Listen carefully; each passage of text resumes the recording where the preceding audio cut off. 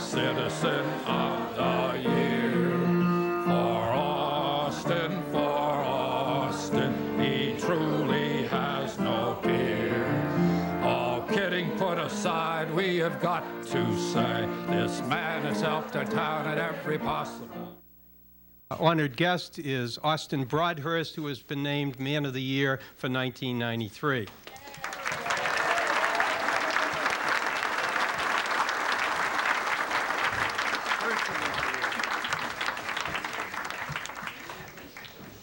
He already wants to run the program.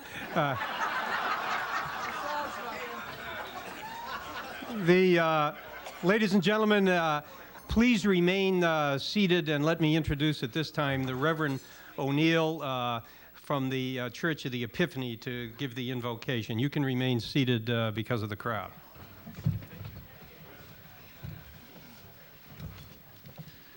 Thank you. Let us pray.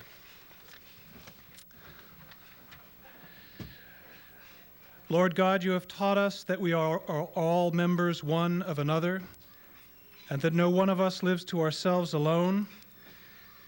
We thank you for this community of which we are all a part, for those who share with us in its many activities, for all who serve its varied interests, and especially for this occasion as we gather to honor our neighbor and friend Austin. Help each of us, we pray, as we have opportunity to make our own contributions to this community, that with wisdom we might promote the welfare of all people, that in a spirit of justice we might be mindful of the needs of those around us, that with thanksgiving we might be faithful stewards of all the gifts you have given us, and that by love we may serve one another. We ask this in the name of Christ and to your honor and glory. Amen.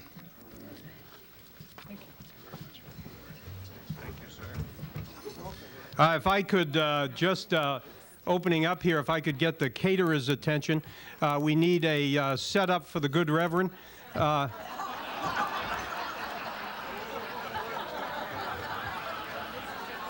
We held your setup, Reverend, depending on how brief you were.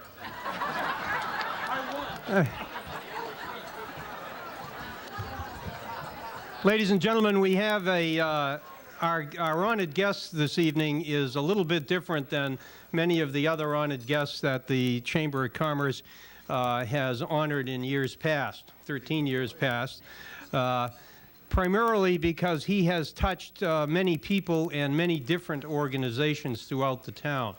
Unlike some recipients who have been honored for their activities in a particular area, Austin has touched many, many groups, and many people have expressed an interest in making a few remarks this evening. So with that in mind, we're going to take some of those remarks during the dinner session, and I hope that nobody will feel encumbered and will feel very comfortable to go ahead and begin your salad, and we will serve the meal, and feel free to eat no matter who's speaking. Unless, of course, it's me. And what I'd like to do first is to introduce for you the head table.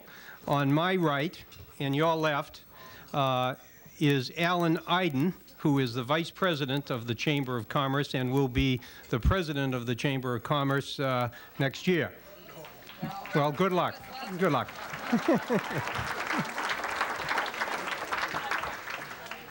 And on his left and my right is Kathy Jackson, who is the head of the Chamber of Commerce this year.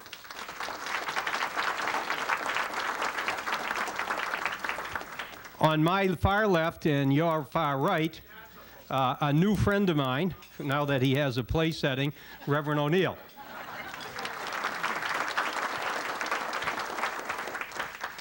The next person in order on the Reverend's right is none other than the woman behind the man, Debbie Broadhurst.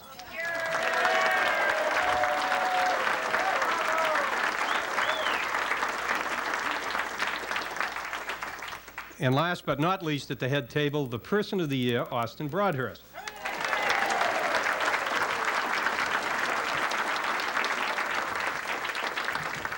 And while I'm in an introducing mood here, let me introduce some of Austin's and Debbie's relatives. First of all, Austin Broadhurst Jr., known as Chip. Chip resides in New York. Why don't you stand up, Chip? And Chip's lovely wife, Janine.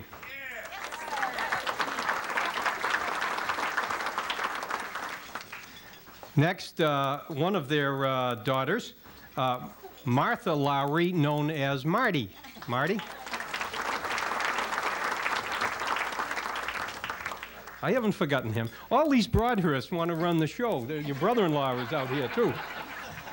Next is James Broadhurst, who is known as Jay. Jay is a doctor out of the UMass Medical Center. And then there is daughter Susan Taylor. Susan Taylor. And then we have Austin's brother, Ed Broadhurst.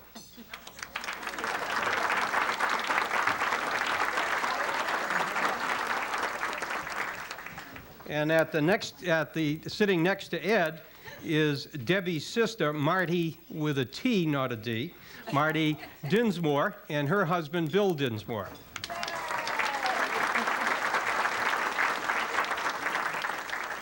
Ladies and gentlemen, enjoy your salad. Thank you, John.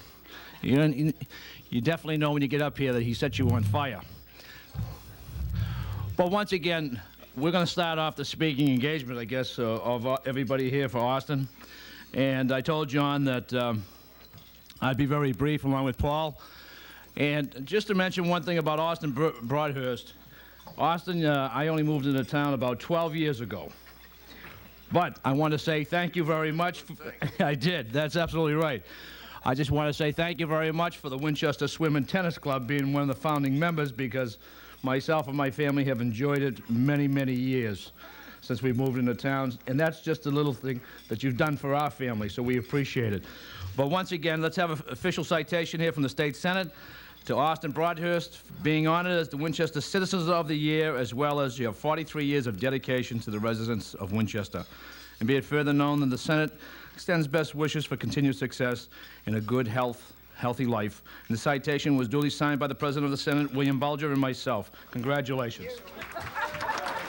Are you a Democrat? Thank you very much. All right. I had no idea he had only been here 12 years. John, you don't know everything. Ladies and gentlemen, let me introduce to you Representative to the Great and General Court, Paul Casey. Paul? And as the veteran legislator here, I'm looking at Whip out there, and I think he's laughing at me. And this just broke also, but I'll pass that on to John. And I think Cicero said it best when he stated, altissima aqua flumina non clematis somo. And when he stated that, he said that the deepest waters flow with the softest sounds. And in many ways, that's what I think Mr. Broadhurst Austin epitomizes. I should say Debbie, because you probably epitomize that out of anybody. What are we giving him the credit for? You should be getting the credit. She's the one who flows.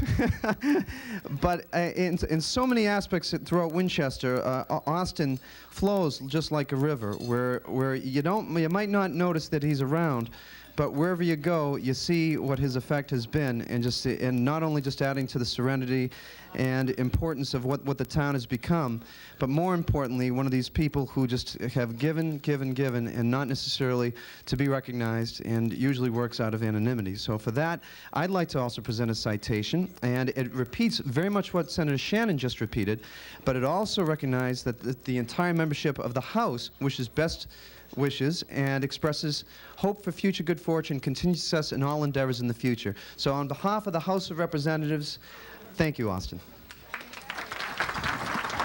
Thank you, Paul, very much. Sorry, John, I think I'm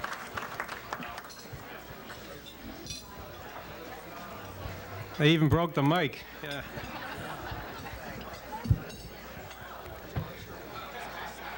Ladies and gentlemen, that was the wishes from the sit down, Paul. From the Great and General Court and from the Senate. And at this time, I would like to introduce the chairman of the Winchester Board of Selectmen, Peter Van Aken. Peter.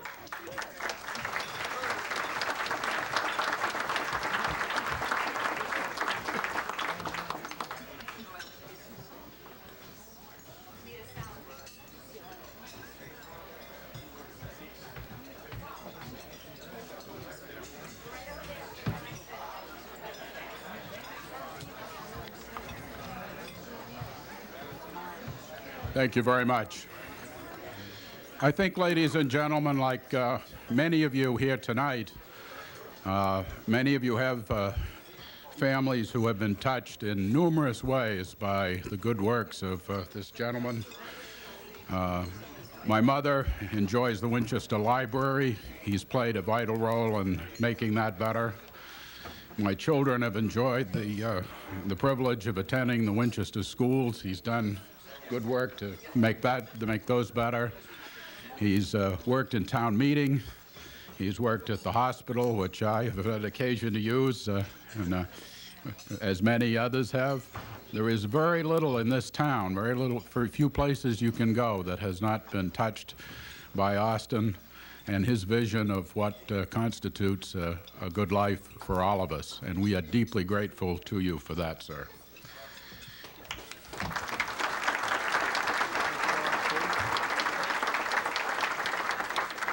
The citation from the selectmen, which is not as elegant, perhaps, as we would like,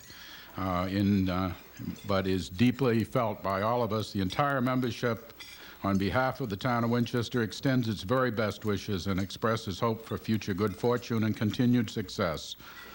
Hereby known to all, the Board of Selectmen, the town of Winchester, offers its sincerest congratulations to Austin Broadhurst in recognition of 1993 Citizen of the Year. Thank you very much.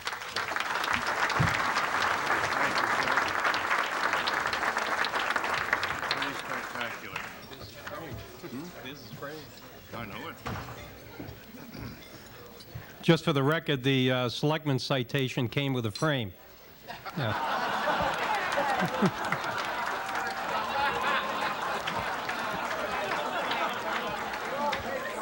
Everybody was framed.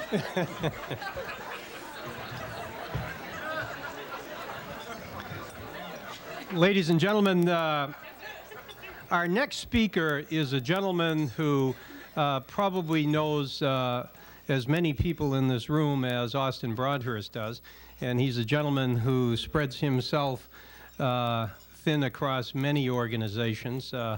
He's a good friend of mine, working as a fellow member of the board of directors of the other bank.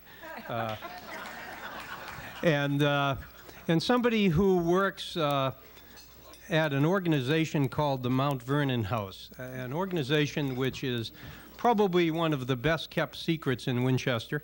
It's an organization that many people contribute time, including our honored guest, to take care of people in their latter years. And I'd like to introduce at this time a gentleman who works very closely with Austin Broadhurst in that capacity and is also a good friend of his, Dr. Donald McLean.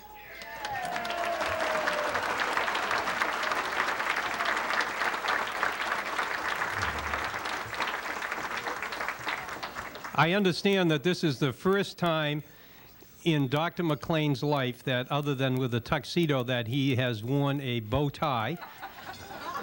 And he wore it at my suggestion because I said that Austin always wears a bow tie. And the first night of his life, he doesn't wear a bow tie. Dr. McLean does.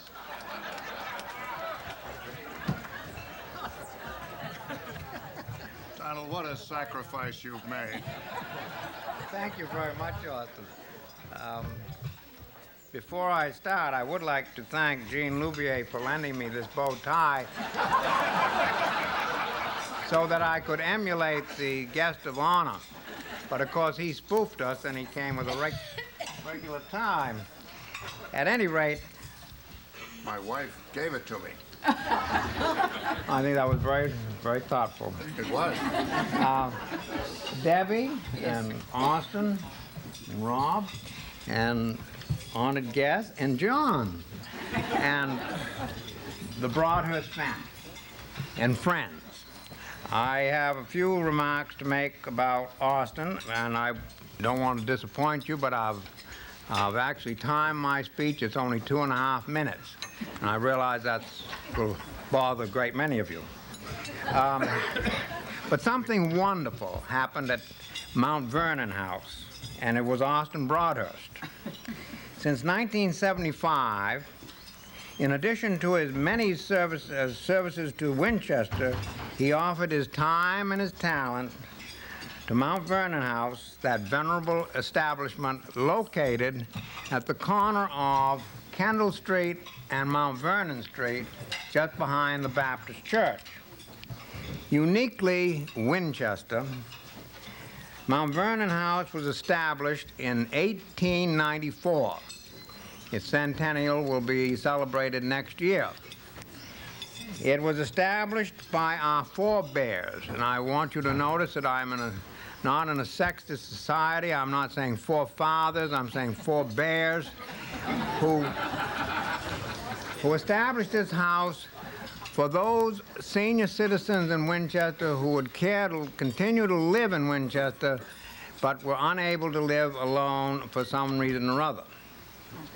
In 1975, Austin became active in the management of Mount Vernon House, first as a corporator, then as a director, then as a secretary, and then from 1987 until 1990, he assumed the presidency of Mount Vernon House. And during that time, he was the initiator, and as well as he directed and oversaw the tremendous renovation that we now see the new Mount Vernon House.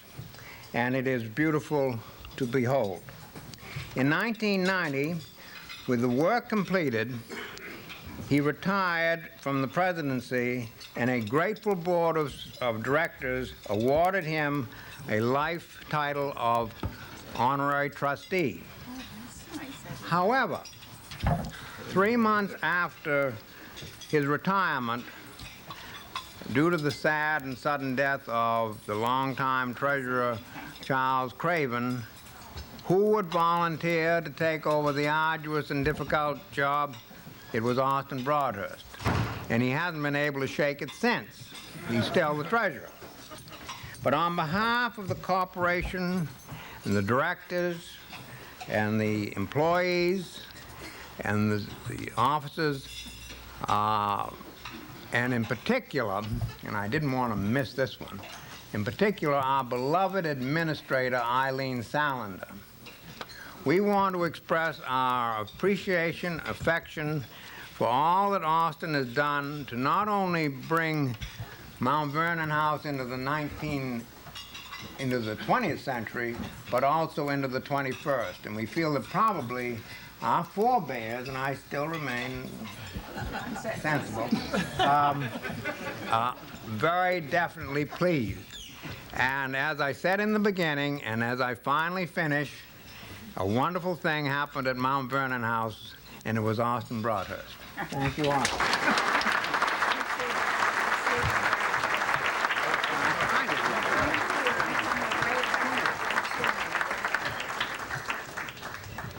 Ladies and gentlemen, I should have mentioned it in my introduction, but the good doctor was the recipient of the same award in 1989.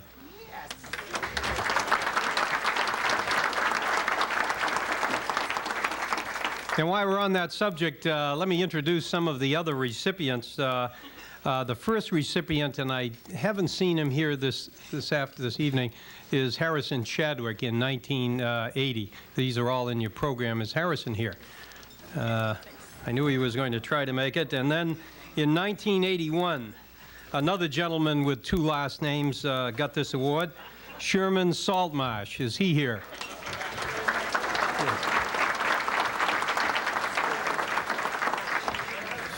Former representative, former selectman, former aluminum siding salesman.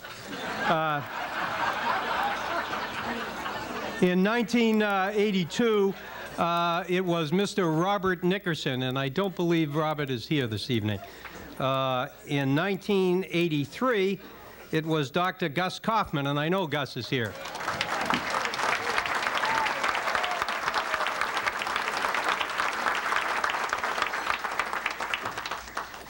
In 1985, oh, wait a minute, I forgot one here. Yeah, in 1985, it was Clarence Beauregard, and I know he is here.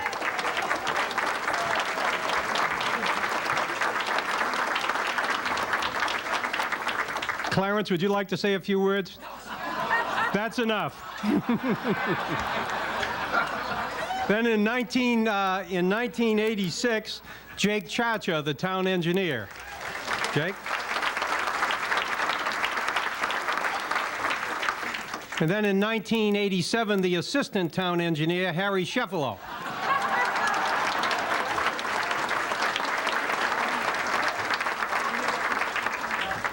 In 1988, Dr. Lenore Rich, and I know Dr. Lenore Rich is here.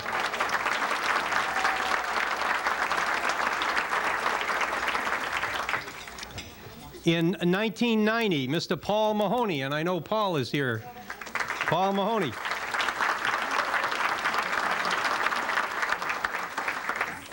And then in 1991, the gentleman who built the Sullivan Art Museum, Arthur Griffin.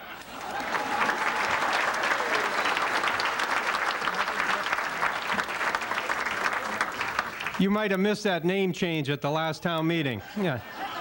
Boy, you'd check out tonight if that happened. Ooh. Okay, and then last year, Judith P. Muger, and I know Judy's here. Judy Muger.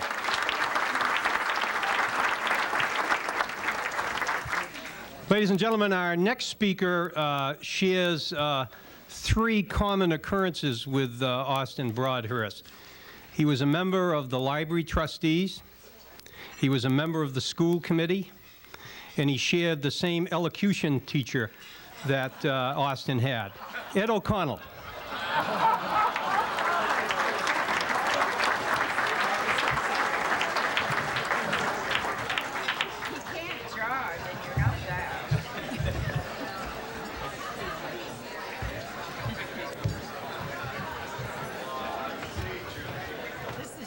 Austin, Debbie. You can't judge. I apologize in advance for everything I'm about to say. And some of you may recall that early on in my residence in this town, I did serve on the library board with Austin Broadhurst. And I want to elevate these proceedings to a higher intellectual and cultural plane than that attained by Don McLean. After all, Austin and I were involved in culture and literature and education. You know, I came to Winchester after a very exciting career in the Foreign Service, representing the United States government in overseas countries. And I had talked with people who spoke Lingala and Kikongo and Kiswahili, and I had a fairly good understanding of what they were saying. I came here and I met Austin Broadhurst. I didn't know what the hell he was trying to say.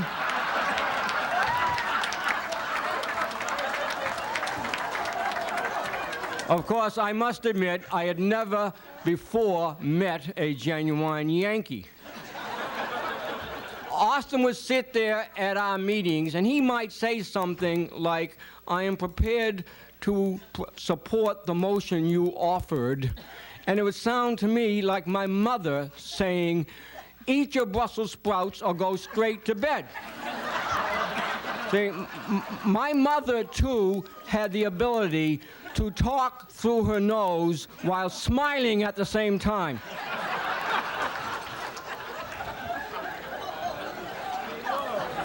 I've done a little research on Austin and Debbie, and according to my research, Austin and Debbie have been married for 62 years. And during that time, They were only separated once for 1 week. Austin had to go down to Washington for a 1-week conference of the ABA. That's the American Boozers Association. Debbie felt so lonely that she wrote to him the second day of his absence and said, "Austin, I'm so miserable without you that it's almost like having you here."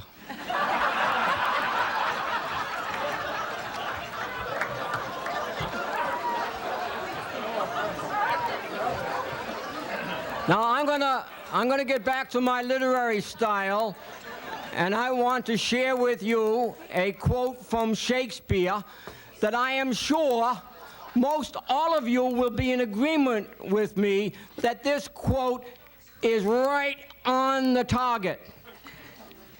Henry VI, Part 2, Act 4, Scene 2, when Dick, one of the plotters, exhorts his co-conspirators and shouts to them, "First thing we do, let's kill all the lawyers." Now, when I was on the library board, there were various members that were on it, came, served a period, and left. And I had 2 members whom I shall never forget. One was Dudley Samoiloff. The other was Austin Broadhurst. Dudley worked in the publishing business, and he thought he knew everything about libraries and books and publishing. Austin was a lawyer, and he thought he knew everything about everything. I was the man in the middle who tried to maintain peace between these fellows with their opposing polemics. I didn't know what the hell a polemic was. I got to tell you that I have had moments with Austin Broadhurst when I could have decked him. But my Irish self-control enabled me to contain myself. And I'm sure that this is the essence of what Winchester is all about, that we can come together and manage our town affairs and have differences and yet do right by this town. And Austin has done this in so many ways for so many years. Austin Broadhurst, my friend, this is your day, this is your night, and indeed, this is your year. And may you have many, many more to reflect back on this wonderful occasion. My congratulations to you. Shame you didn't fight it this year. I might have been able to do it too. Who knows?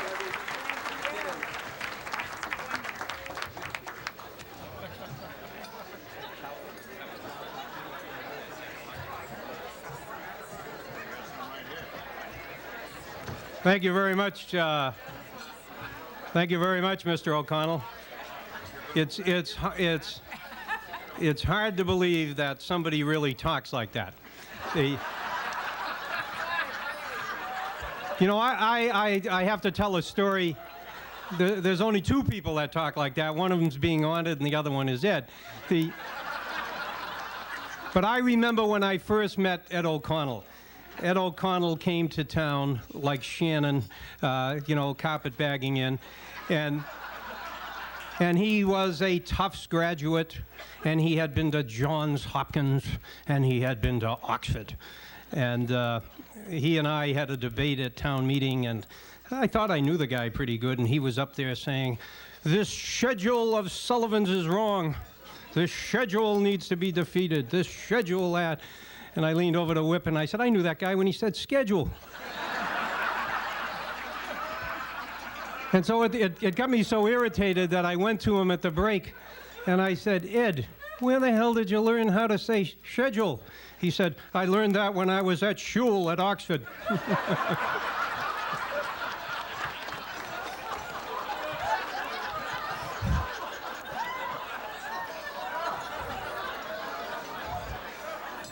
Yeah, that's why it's good to be the MC. Yeah. Ladies and gentlemen, our next speaker is Mary Brink. Mary Brink, where is Mary? Mary served on the school committee with Austin. Pardon? Debbie said that's the only reason he ran for school committee.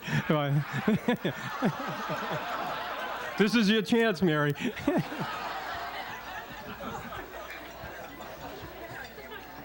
did indeed. I think that's what. You carried him. Right, Mary. I thought John Sullivan was my friend.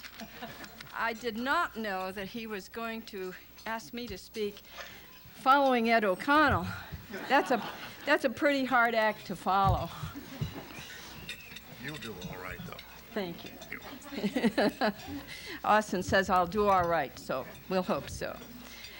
It's a real pleasure to be here this evening to honor Austin and to reminisce about the years 1958 to 64, when Austin and I were members of the school committee.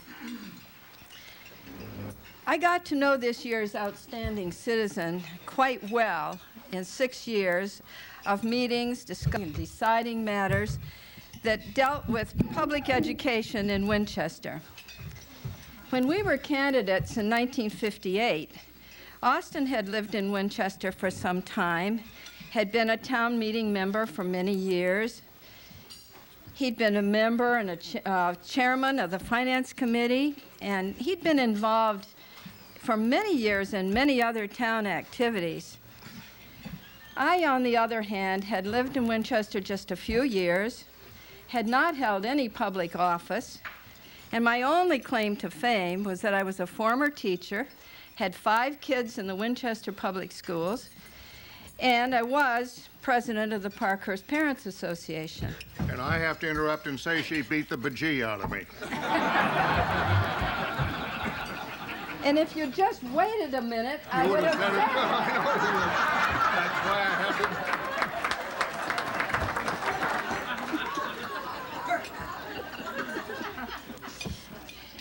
I was going to say it was quite a surprise to both Austin and me when the votes were counted, and I had received more votes than he had. I think surprise to me. he never quite forgave me for that. But Austin, you know what? I bet it was all those mom's morning coffees that got me those extra votes. Had to have been something.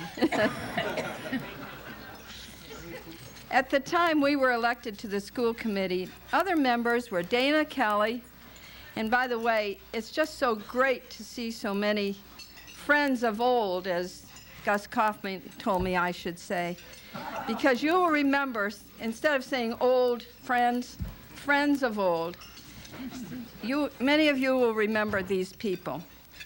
Dana Kelly, Barbara Clark Bailey, Joseph Dalbin, and Alcott Hooper. Arthur Johns, who is here this evening, was elected in '59, Richard Alt in '60, and Austin and I were re-elected in '61, Bernadette Grenzebach in '62, and Lawrence Beckley in 1963. Austin was elected chairman the 3rd year we served on the committee, and I followed him as chairman the next year after we were re-elected to a 2nd term. I remember very clearly that the first meeting I chaired, Austin was sitting at the opposite end of the table. I opened the meeting, and almost immediately, Austin announced an agenda item on which we needed to vote. I looked at him and reminded him that I was the chairman now, and that I had the evening's agenda before me. Austin stood up and he said, "Madam Chairman, I have egg on my face. I apologize." Then he bowed from the waist. Always gallant. Austin was a very effective and valuable member of the school committee. He was especially talented in budget matters, but also he was always seeking excellence of education for Winchester students. His quick mind and his ability to articulate were of great value to the committee in making decisions in and in communicating with townspeople and the Finance Committee. In the 6 years we served on the committee, we often disagreed, but there was never any animosity, and Austin was always willing to listen to all points of view. At a retirement party at the end of our terms, Austin said to me, "Yours is the iron fist in the velvet glove," and I considered it the nicest compliment I had ever received. It was especially appreciated coming from Austin, for whom I had utmost respect. Austin, Winchester has been blessed with your presence in the many different ways you have participated and served the town. I am delighted to salute you as 1993. Oh, I would have to goof it right on I got right to the end. 1993 Outstanding Citizen, and to wish you Godspeed as you continue on your way.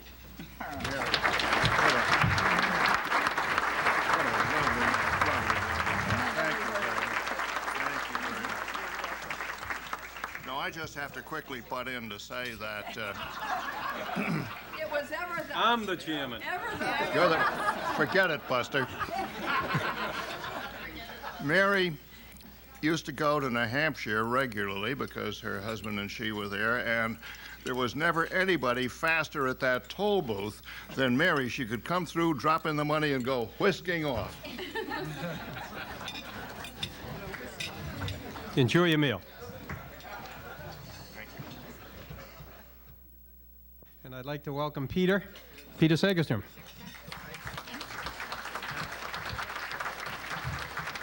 John, I understand this is the other bank. The other bank. The other bank.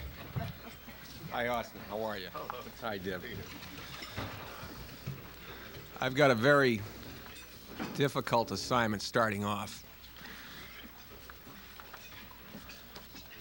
I've got an original poem here written by Jim Dwinell, our esteemed chairman at Winchester Savings Bank.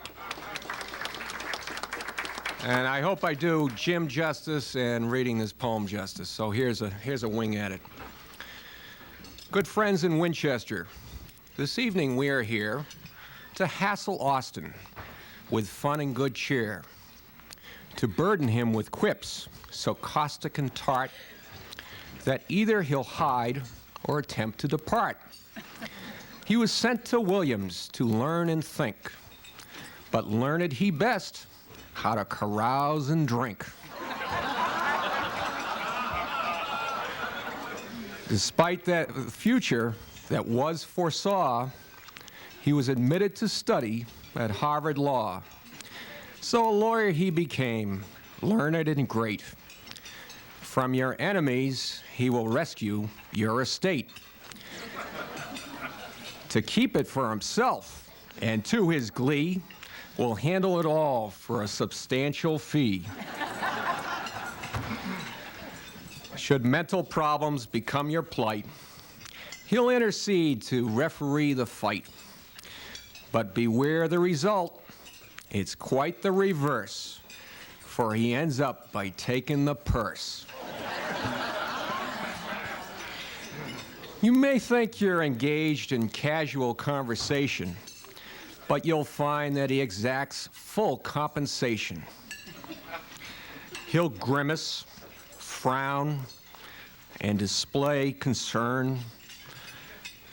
Are you doing that? Absolutely. I'm looking as concerned as I can.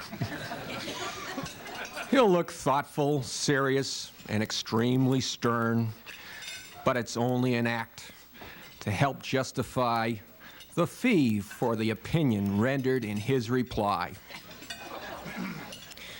His demeanor is stately, and he appears very wise, but it's all a manner calculated to pull the wool over your eyes. So, good friends, please don't sneer. Our lovable Austin is Man of the Year.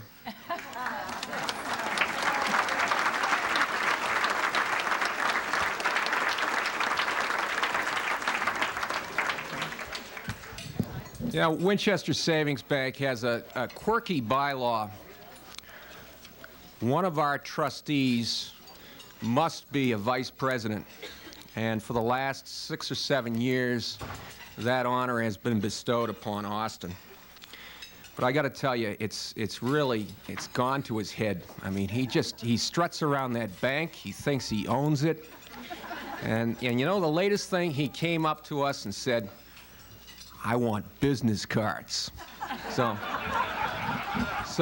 Austin, I'm going to try to do something I don't think anybody else has been successful at doing here. Austin, I want you to get up, stand up, take your wallet out and open it up.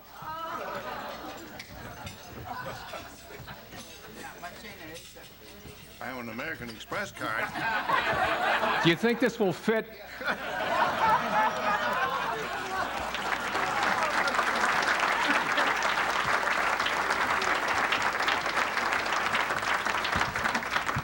Legal. How about that?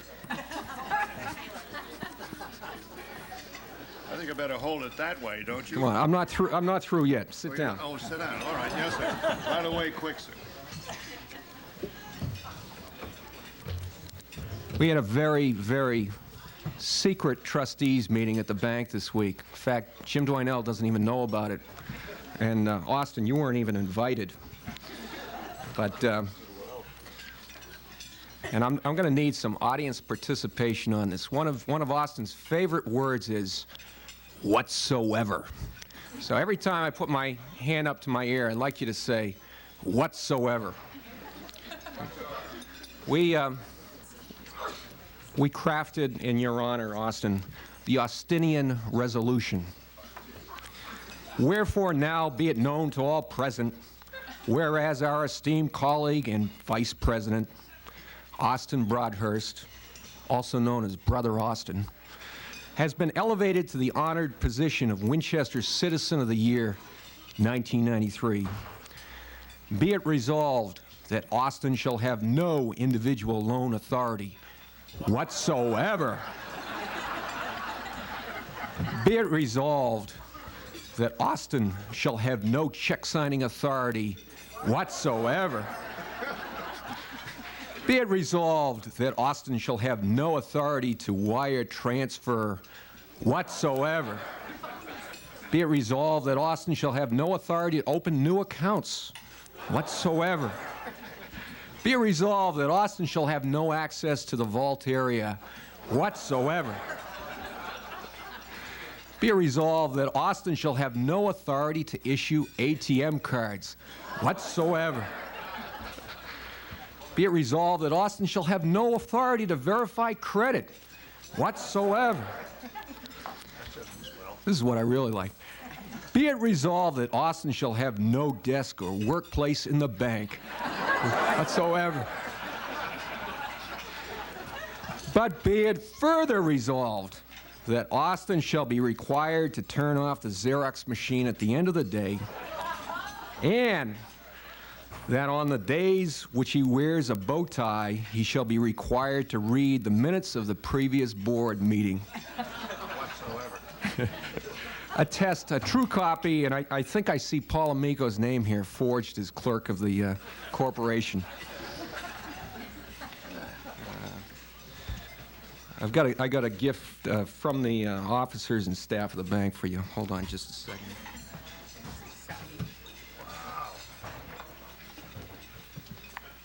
How many of you know Austin in a corporate environment? Serve on boards with him? Raise those hands, come on. Is he a stickler for style and grammar and punctuation? Well,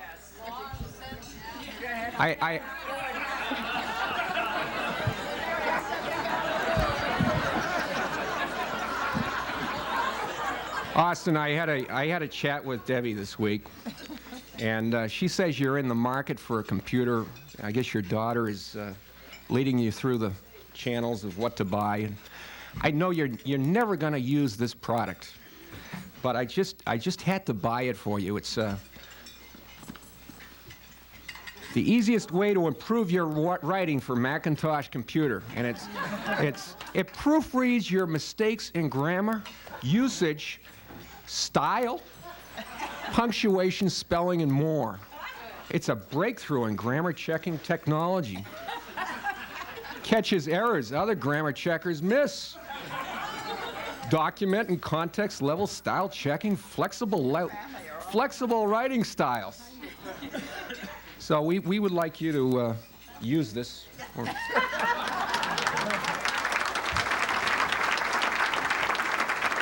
Peter, how can I thank you enough? Sit down, I'm not through yet. Oh, you're not? Oh, my God. Let's see, what's the last thing?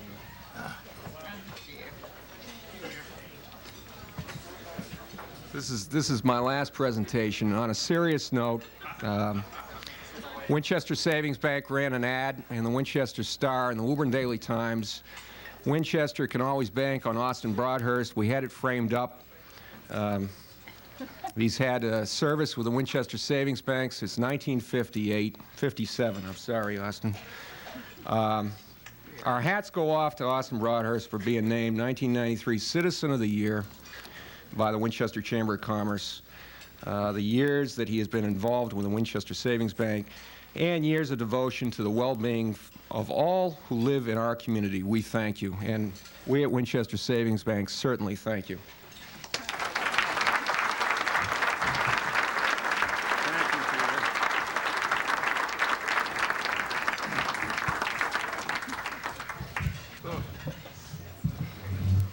And who said bank is not funny?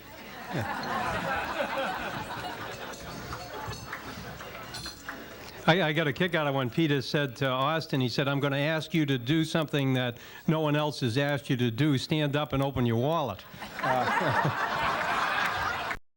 He almost checked out. Ladies and gentlemen, let me introduce a good friend of Austin and Debbie's, Martha Grenzebach.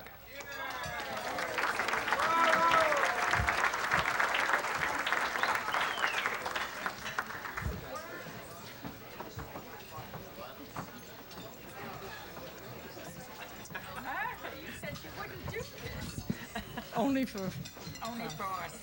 And a good friend of John's, I hope.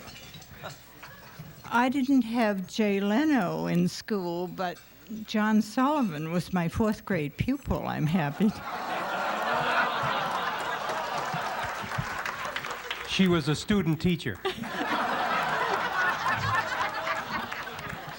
I can take no credit for his humor. Or blame. My compatriots on the committee for program planning for tonight's festivities prevailed upon me to tell a very old story. It's very short, however, so please try not to groan. It dates back to when Debbie and Austin lived on Glen Road, a few houses down from Earl and Renee Spencer. And these two families tried not to entertain the same nights because they had a lot of the same friends. But inevitably, one holiday season, they both had parties on the same night.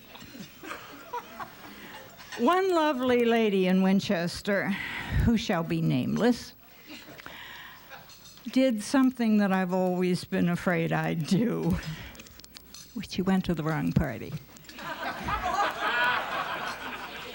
She was headed for the Spencers, but she saw all the cars and the lights on, you know, and went right into the Broadhurst and upstairs and left her coat, came down, and she knew everyone and everyone knew her.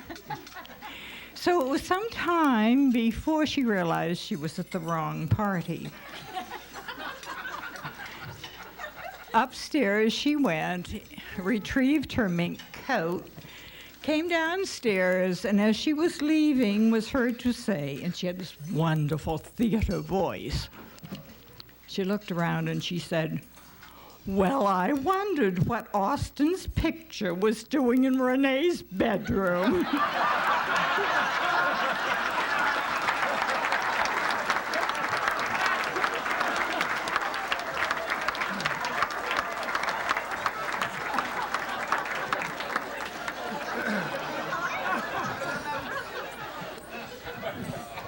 I look enough like a bag lady these days without the props, but inasmuch as not one word of seriosity was supposed to be spoken tonight, I'm not speaking any. But I have here a compilation, a book, a collection of all the letters that you fine folks wrote in support of Austin's nomination. And congratulatory letters will be added, as well as pictures from tonight's festivities. And it's crimson, you see, and it's a tome, so it will fit nicely on Austin's law book shelves. And he can read it at his leisure. And knowing his fondness for outrageous hats, I thought that maybe he'd like this for the current season.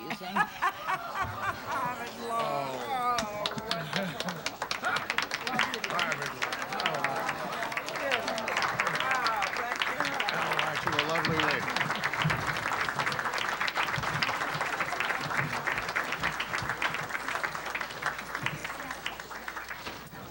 If he's up high enough, I won't be seen. That'll be great.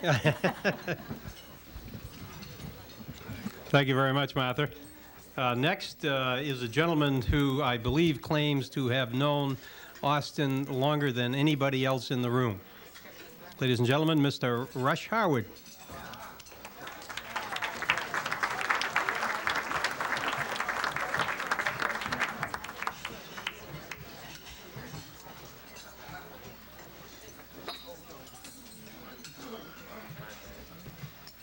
Thank you, John. Some of you people may have seen my good wife throw me a kiss. And some of you may know what it's all about. But I can tell you that I know in this context, when she says K-I-S-S, she means keep it short, stupid. And I can assure you I'll do just that.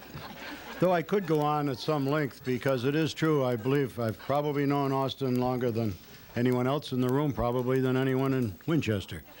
And indirectly, our family ties go back even further. My brother. Your brother. You've known him longer. Okay. But you've known him longer. All right. I'll buy that one. But you aren't here normally. But anyway, our indirect family ties go back farther anyway, because I understand that Austin's mother and my mother played whist with each other before either of them were married. So that goes back beyond you, Ed, anyway. But it is true. Austin and I personally have known each other for quite a while. We grew up in the same city, went to the same high school. That city was way out west, beyond Dedham. So for you Easterners, you probably thought there were Indians out there. And as a matter of fact, in the early 30s when we were in school there were. And there still are. The Springfield Indians, the hockey team in the American Hockey League. But, well, we did go to the same school. When we started in high school, it was called Central, then it became Classical, and now I believe it's called Central again. We were not in the same class. I'm 3 months older than Austin, so that explains it. And in those days, anyway, there they had school classes that started in September and also that started in mid-years. So Austin was in the mid-year class, and I was in the regular class. But it's not too surprising that I wasn't in the class with Austin, because, after all, who is in class with Austin? Well, we've had the good fortune, or at least I've had the good fortune, to be with Austin many times during our common stay here in Winchester, sailing, traveling, all sorts of things, and it's been a real pleasure. I've heard that he climbed the Matterhorn. I can't vouch for that because I wasn't there, and I certainly didn't climb it. But again, it's not too surprising because very few people rise to Austin's heights, so that's probably so. But anyway, in all seriousness, Austin, we congratulate you for the honor being bestowed on you tonight, and we also congratulate the town of Winchester for having you as its Citizen of the Year in 1993. Congratulations.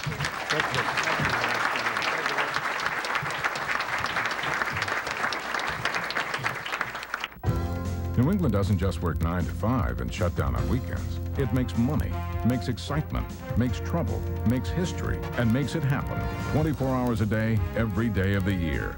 So those are our business hours, and our business is bringing you more of the news that hits closer to home than any other channel. Introducing New England's own 24-hour news channel, New England Cable News. Only New England, only on cable. Turning now to the athletic side, apparently Austin is known for his antics on the tennis court as well. And to discuss that with us this evening is Tom Worthen. Tom?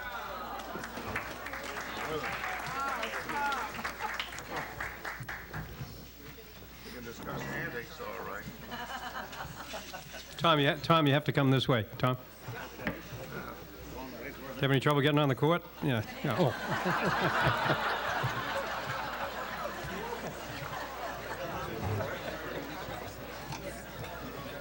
I knew you were a lawyer. You must be a lawyer if you come up the wrong stairs. Thank you, Austin, for wearing a four-in-hand tie. I'm very grateful. It makes me feel very much at home.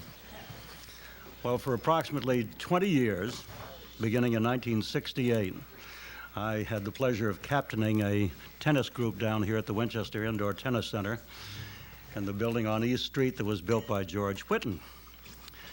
And I made sure that I loaded my group, my team at that time, with a number of the outstanding professionals at the time.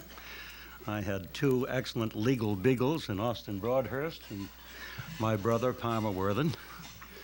And we had a number of wonderful surgeons and doctors.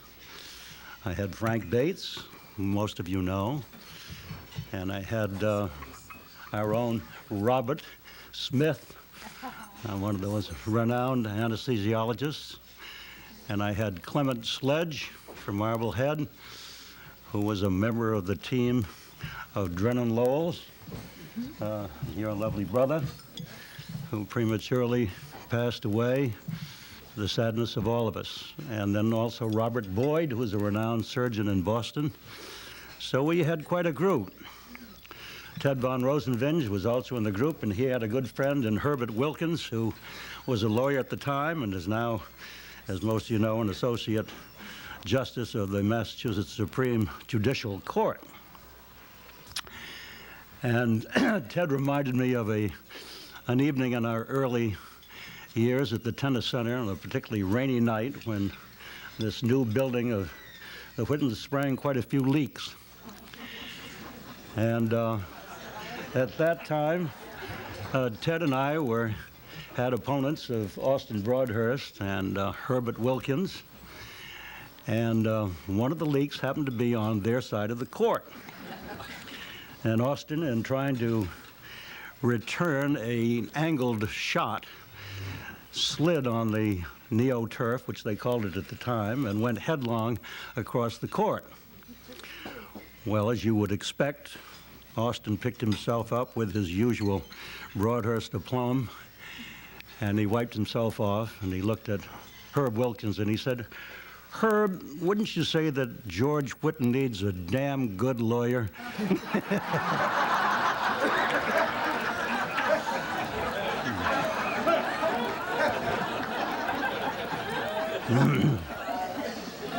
I think that this was one of the few times that I ever heard Austin swear.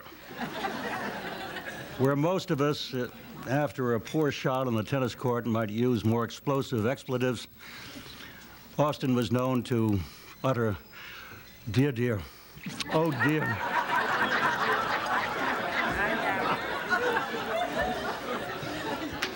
But Austin was not always a gentleman on the court. He particularly relished a soft serve from his opponent because he used to test the net man right across from him with a severe shot, either at the net man or down the alley. He wasn't always congratulated when he made the shot. But when he did, he usually put his hand to his mouth and he hunched his shoulders up, and in an inaudible giggle went. I think most of us who played tennis with him will know that expression very well. But if he does decide to leave the tennis, he will leave many, many unhappy friends, because we've had some great times with him. Austin has enjoyed, I think, most of the golden years, more so than many of us. And he's had a very supportive and lovely wife and family, and I think that attributes to it. So I wish him Godspeed and many more golden years. Thank you. Thank you very much. Thank you, John. Nice to see you. What a bullshit. Thank you very much, Tom. Our next speaker shared many town government experiences at the same time that Austin played a major role in the school department and in the library. And it's my pleasure to introduce at this time Mr. John Dolan, another member of the court.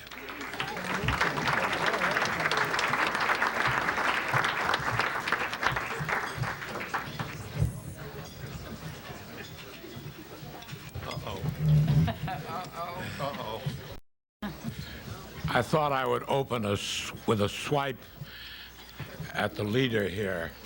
When I came in, I spoke to Madeline Sullivan, and she says, "I'm very nervous." I said, "What are you nervous about, Madeline?" She said, "Well, I never know what he's going to say." I hadn't understood why she should be nervous. I now do. However, I find it somewhat difficult to speak about a man of so many parts. I happen to feel that it's a great pleasure to have a chance to say anything about Osty, and I should just like to give you a couple of very short instances of why I like Osty Broadhurst. Not as formal, not as complex as some of the others here, because he has been a friend of mine for many years. In a context, I might add, which has been very pleasant. One of the more pleasant things that lawyers do, which people who seem less sensitive to the greatness and nobility of our profession than some here, one of the things they do is they talk with each other, and they walk. Many of them who practice law in Boston, they walk from the North Station to their relative and respective factories. And on many, many, many occasions, I walked to work with Osty. And I found him a very interesting guy. I found him a very interesting guy because he's a man of, although a man of many parts, he has some hidden interests which particularly caught my fancy. One of them at least did. He introduced me to a new word and a new approach to what I will mention. And I found it very, very interesting that he's such a delightfully idiosyncratic type. I don't remember in what context the subject was brought up, but somehow or other he mentioned something that I had never heard before. He said he was a shunpiker. And it only took him about from North Station to the end of Canal Street to define what that was. And I listened to it, which was to drive from one place to another without traveling in any respect on any numbered state or federal highway. After that, I thought about it, and I wondered, well, each to his own. Such is life. I couldn't really understand why, but it did give me a little peace of mind when occasionally I would get lost wherever. Usually I get lost in Newton, and I said, well, Osti Broadhurst would love this area. There are no street numbers. There are no roads that will allow me to ever get out of this maze. But I think that I enjoy people who have little things that they think about and they act on and they talk about and do so very pleasantly, and Osti did. I consider Osti to be a very helpful friend of mine. I asked him on one occasion a question, and I asked him for some advice. And I said, Osti, you've been in this school committee bit a while. And I said, Osti, I would like one paragraph. This was just outside the Wedgmere train station.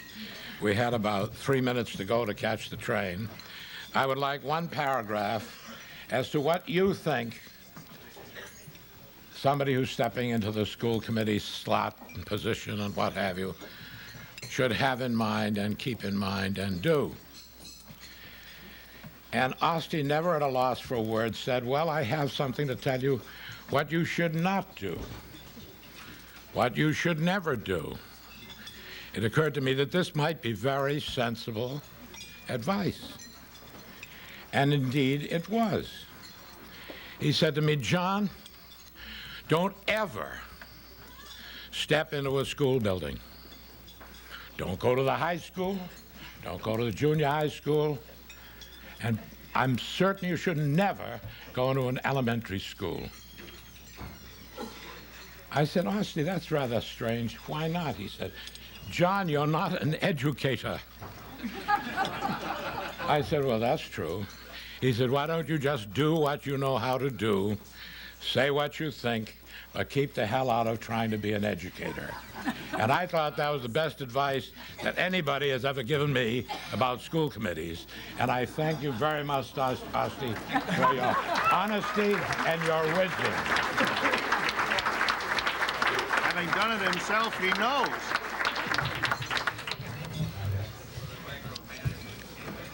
Thank you very much, John. For those that know Austin, know the tremendous involvement he's had with the Winchester Hospital. And we have 3 gentlemen who are going to participate in the next part of the program, and they are Sumner Andrews, Dr. Russ Ritchie, and Jean Loubiere. And that's the chairman, a doctor, and the president of the Winchester Hospital. Gentlemen.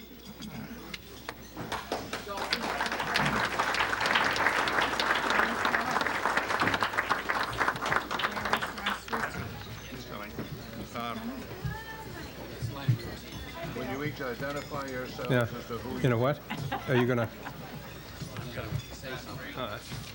Which is all right. Austin crossed us up tonight, and if you look over at these 2 tables, you'll see that all of the gentlemen at the tables are wearing bow ties. We thought this was a hell of a scheme, and so Austin arrives tonight. What more can I say? About 40 years ago, Austin, on the Finance Committee, we were faced with a very critical problem. A lot of you will remember the redoubtable Sally Woodward, who at that point was chairman of the school committee. And she had come in, the school committee had come in with a budget of slightly over $1 million. We worked on this issue, and Austin will remember, we worked on this issue for about 3 months.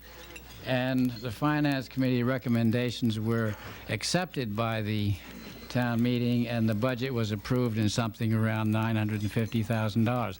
We were concerned that the $1 million mark was a psychological barrier that ought to be kept in place as long as it could be kept in place. I'm sure that from that struggle, Austin took the kind of knowledge and discipline from the Finance Committee to the School Committee, and I'm sure that's why the School Committee functioned so well during his years. I've heard about a lot of offices that Austin's held, and there's only one office that I had known of before tonight, of which he was the first to hold the position, and that was chairman of the, and that is chairman of Winchester Healthcare Enterprises, which is the for-profit subsidiary of Winchester Management Corporation, the holding company for the hospital system. Austin has contributed a great deal to the hospital over the years, and I've got to be serious about this. His contributions are very significant, and they mean a great deal to us. He's been a corporator, he's been a director of the hospital, he's been a director of the Management Corporation, and as I said, he is chairman of the Enterprises Corporation. On the committees, he served on a number of committees, and in looking them over, there's the Audit Committee, Finance Committee, et cetera, et cetera. But one of the committees struck me when I was looking at this just the other day. He was on the Corporate Restructuring Committee back in 1986. And that's the committee that recommended the formation of enterprises. And I think it's rather interesting, and I'd never really thought it through before, whether that input from him had anything to do with his hopes and aspirations for the future. You want to He'll deny it. Got paid? The same as all of us. Yeah, right. We are, all of us here, all of us in the ties, all of us in the community, are deeply grateful for his really significant contributions, which I said before, for his thoughtfulness, and the questions he asked. I do have to say, for the record, and particularly for all of us who have been working with him for many years, Austin, unfortunately, is not always right.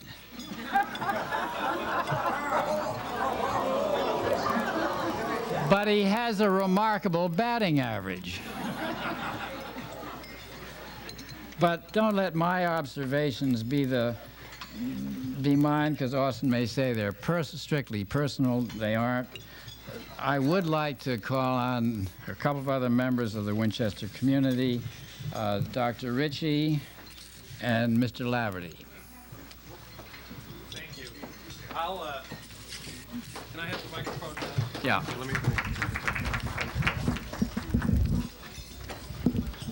Thank you. This is done at great risk, I must say, but somehow I got elected to do whatever. As Mr. Andrews said, in 1986, Mr. Broadhurst was the first chairman and really champion of a thing called Winchester Healthcare Enterprises. Mr. Broadhurst is my board chairman. His goal was very clear. He set out to make money for the hospital. In the early days, a lot of concepts were looked at as to how one could make money, and this was before my time, but I gather a key area that was looked at was car leasing. I was never exactly sure that I understood how car leasing was going to help the hospital, but a lot of effort went into it. In those days, what Enterprises was really known as was dividends for bedpans. The idea was to go out and somehow help the hospital effort. Recently, I got involved, thanks to Gene and Steve and Mr. Broadhurst getting me involved, and we had the idea that doing things that were also good for the ambulatory side of healthcare was very important. A hospital wasn't just a place with four walls, but it would be an outpatient mode, and that we needed some effort to support Winchester in that transition. And Mr. Broadhurst has really been a champion in those efforts, and we've set up a whole bunch of diagnostic programs, and I think the people in Winchester really can look to Mr. Broadhurst and thank him. Our women's health program, our mammography center, our imaging center, a whole bunch of ambulatory things that we have done affiliated with the hospital. Austin's really been our champion in pushing to get it done.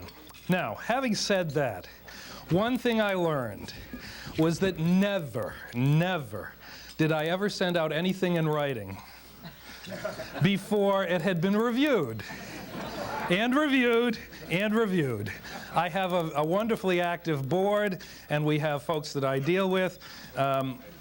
Any written communication had to be reviewed for proper phraseology, spelling, punctuation, syntax, nuance in advance. Now, as you know, Mr. Broadhurst is now more active in the Winchester area and has updated and automated himself with answering machines, fax machines, all sorts of things. So before coming forward tonight with the proclamation that I'm about to issue, our proclamation of thanks, we've been working with Mr. Broadhurst and his fax machine to make sure that I say this in the right way. The programming that I used helped them to look at how art in the Egyptian culture helped to develop all those ideas in the areas of culture and religion and values. We focus on current events, also CNN in the classroom that we use every single week. We focus on that, so they're getting the news into the classroom. But these students are a product of the visual medium. They understand it, so it's just it's natural, it's logical that you're going to incorporate that into the classroom.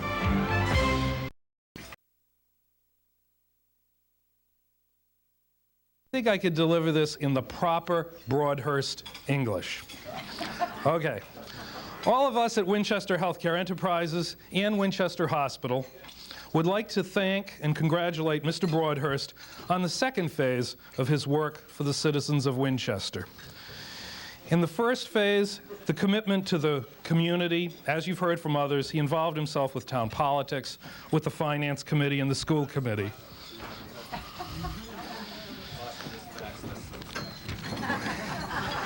Sorry, hang on a sec. I thought I had the first paragraph right. No? Right here. Okay. I have a revision to my proclamation. We have Mr. Broadhurst's most recent facts. Thank you. Sorry, I thought I had it. Let me try again. Good try. Okay. Let me go to the new page here. We've reviewed the corrections. Okay. I'd like to continue now. I can't find exactly. What we'd like to say is thank Mr. Laverty. I got it. I just got the new correction right here. No, I don't have the right correction. You want a stapler? No, just hold the mic. Okay. Mr. Broadhurst just called a few minutes ago, and I have to play Mr. Broadhurst here for a minute. Whereas the first part... Yes, thank you, thank you. Whereas the first part of the amendment precedes the second part, and whereas the second part of the amendment follows the first part, now therefore let this proclamation be now and forever totally misconstrued. Oh, wait a minute. How many whereases did I have? Not enough. I only had 2 whereases? I need 3. Okay. Whereas we need a third whereas. Now, therefore, let this proclamation be now and forever totally misconstrued. There you go. Got it. Thank you, Steve. That was really, really... Okay. In the second phase of his commitment to the people of Winchester, Mr. Broadhurst involved himself with Mount Vernon House, the library, and we especially want to thank him for his efforts in behalf of Winchester Hospital and these efforts. Therefore, for these efforts, we wish to say, Dr. Ritchie. Mr. Kirshner, our CFO. Actually, about the imaging center appears to be in the red this month. Another revision. More punctuation, correct. Thank you. Let me keep going here. Notice he's wearing a red tie. A red tie to go with our startup imaging center. For the third phase of his commitment, I think I got through the second phase. That was the hospital. We said thank you. We want to set out a challenge at this point. For the third phase of his commitment to the community, and knowing of his interest in the environment, Mr. Laverty again. I think I'll quit. Well, I'm behind or ahead. All right. Almost there. We're almost there. I'm so sorry. Thanks. I thought I had it. But I have more recent revisions from Mr. Broadhurst. And actually, I meant to bring the book that he sent me this morning. It was Robert's Rules of Orders. Since the Committee of the Whole has come to no conclusion thereon, heretofore, a quasi-committee of whole shall be duly authorized herein, hereout. Notwithstanding any provision to the contrary, the Chief Financial Officer may only speak when carrying a satchel of money earmarked for enterprises. Mr. Kirschner. Thank you. I like that one. Okay, I think we're there. I'm running out of... Okay, for the third phase, we're trying to set up the challenge for the next phase of Mr. Broadhurst's career. And if I turn this and don't lose it all... As Mr. Broadhurst enters the third phase of his commitment to the community, we challenge and urge him. I'll get a gun. I'll get a gun. Thank you. Okay. We urge him, and we really do, we urge him to aid in defining that which will make Winchester a special place in the 21st century. He's given so much to the town in terms of his vision for the past years. We think that to help define what a community should do in the next several years to assure that Winchester continues to be a special place. Goodbye. Austin gave me the final version of this whole thing this morning. He just was putting you people through the exercises.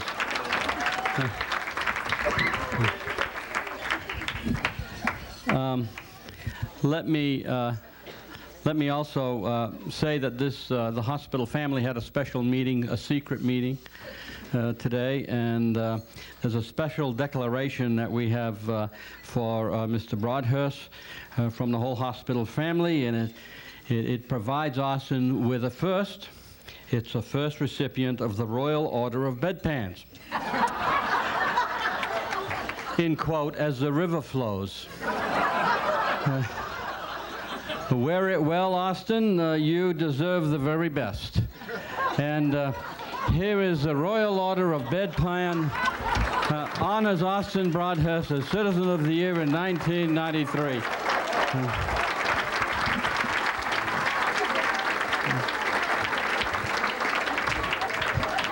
Lest you think I took it out of inventory, I have a receipt. I paid for it. Before I turn this back to the chairman of the board, I'd like a serious moment. Nothing is more exciting or more supportive than to a hospital group or a nonprofit group when it has a supportive board of its executives. And I must say I have been a recipient of Austin's support for the last 8 years. His articulate and probing questions, his contributions almost on a daily basis, his support and encouragement has earned him the highest respect from the executive team at the Winchester Hospital. And as we honor him, we also think he is our Citizen of the Year. And I would like to also present him with a bigger picture than the Savings Bank. And we've had the honor of having this in our lobby for the last 3-4 weeks. And our best and our highest respect to Austin. Thank you, Austin. Back to Mr. Andrews. The bedpan with this, it's better. John, don't worry. I almost forgot something. I said earlier that the Enterprises Corporation was a for-profit corporation, and the board of directors have instructed me, and I almost forgot to ask a very vital question. Austin, when do we get our dividend? Do we answer that now or later? Later. Austin, what a fun group of guys. Jeez. It must have been fun all those years at the meeting with those guys. Jesus. I can't imagine. They probably thought you were funny.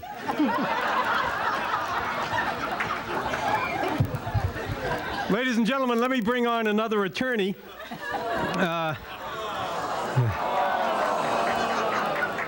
I agree. We're loaded with them here tonight. This is the first time we've had this many in a room without a billed hour.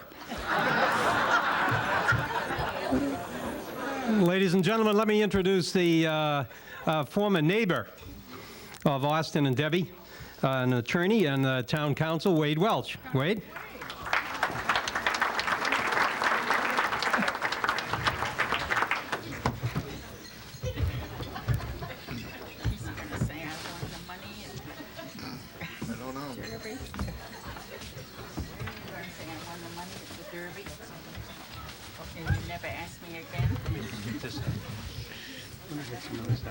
It's okay.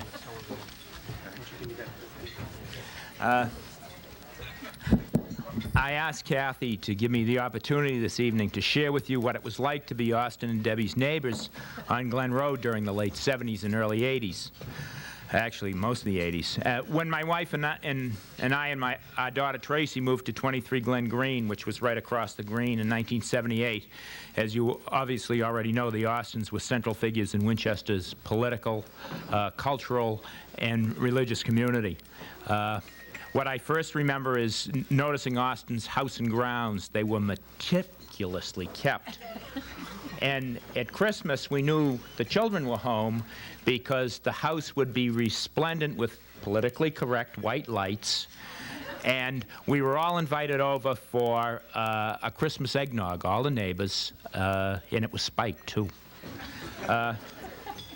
Now, after I had been there about a year, I decided to run for a political office.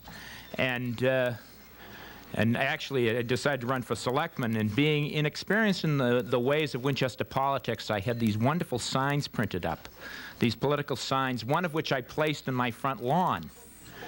And shortly thereafter, along came Austin, and he explained to me that this just wasn't done in Winchester. This wasn't the way you ran for office. And of course, based upon everything I knew about Austin's success in politics, I had to listen to him, so down came the sign. And believe it or not, although Ed O'Connell topped the ticket that year, I snuck in for second place. So I've always been very grateful to Austin for his sage advice until tonight, when I found out that he and Ed had served way back when, and it was obviously a bag job. But notwithstanding that, I thought that in honor of the occasion, I'd give Austin my thanks, and of course what I brought for him was the sign.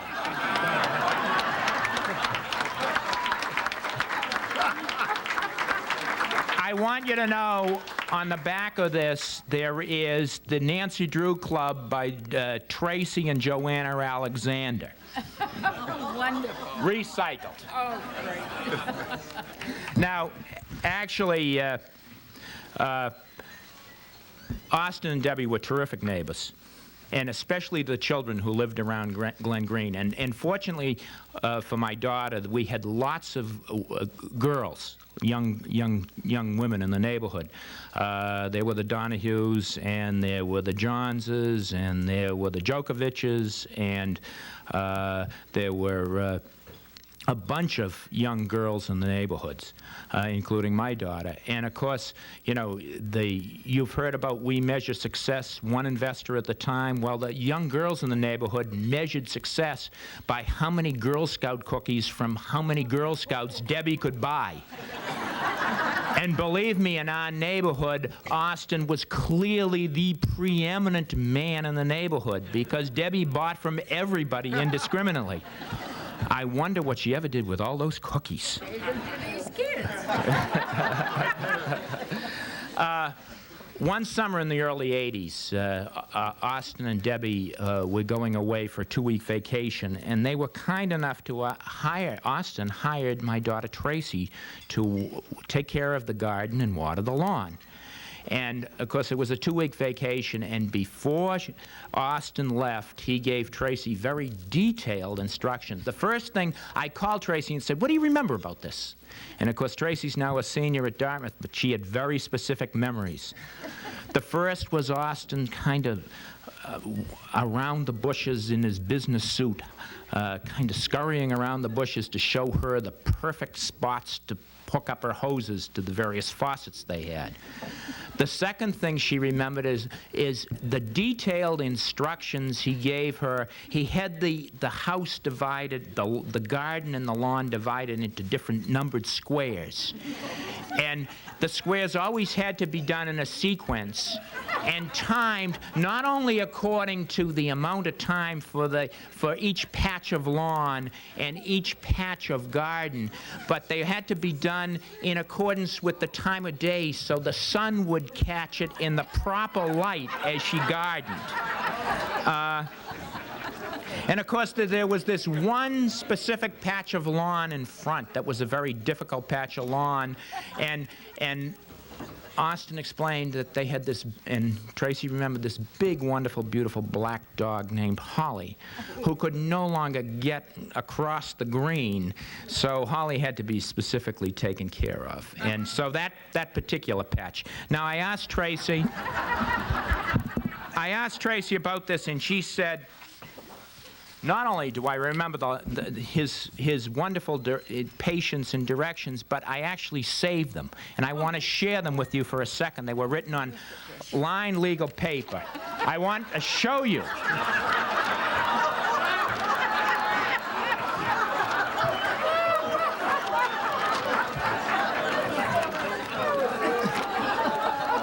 This is true, ladies and gentlemen. Now, after what I've told you, it should not surprise you that Austin loved nature, gardening, flowers, and was kind to children and animals. Now, believe me, sometimes he took his kindness to animals to extremes. In this Glen Green that abutted both our properties, there was this large family of raccoons. By some mishap, Mother Raccoon got locked in Austin's garage one night. And she was putting up a terrible row in the morning. But Austin, every time he'd go to open the door, the garage door, which was electrified, Mother Raccoon would take flight and go up into the rafters. I saw this process repeated several times, and I suggested to Austin perhaps he should call Joe Tabby, our health officer, to take care of the situation.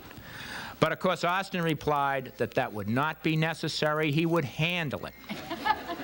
I went off to work. I returned in the evening, and of course, everything was back to normal. The raccoon was gone. So I asked Debbie, how did Austin handle it? And she said, very simple. As she observed, Austin started to talk to the raccoon, got some table scraps, persuaded the raccoon to come out to the table scraps, and then, when the raccoon got outside, he shooed the raccoon off into the green, and Mama rejoined her family. I had heard about talking a dog off a meat wagon before, but this was wonderful. Now, actually, I told this story recently and as an example of how the town's raccoon problem could be solved. And the people who I was telling the story to were much impressed. In fact, Austin, they asked me to give you an award, and I have it here. Now, there's the award. No, where is this award? It's got to be in there Well, somewhere. it's got to be in here somewhere. Where's my award? What is it in? It's a raccoon.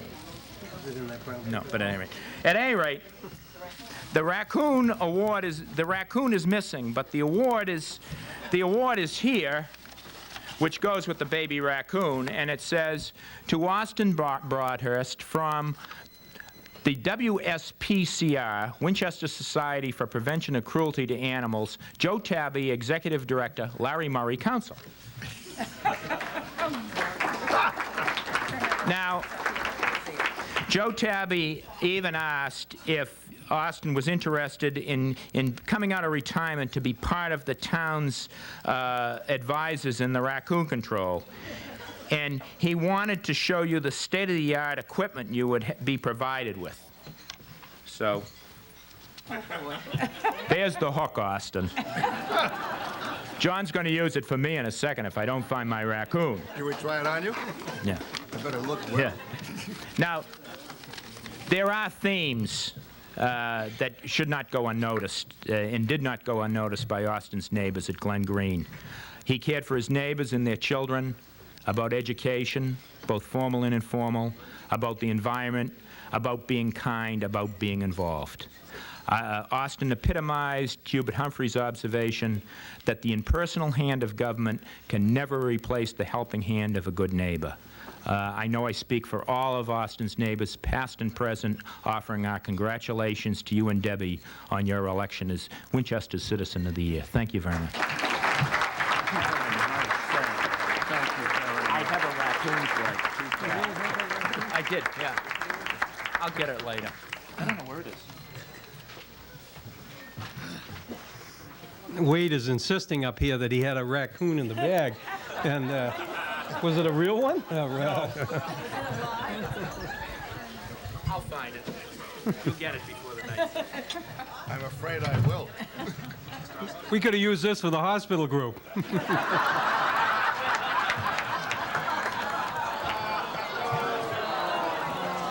Oh, they're all right.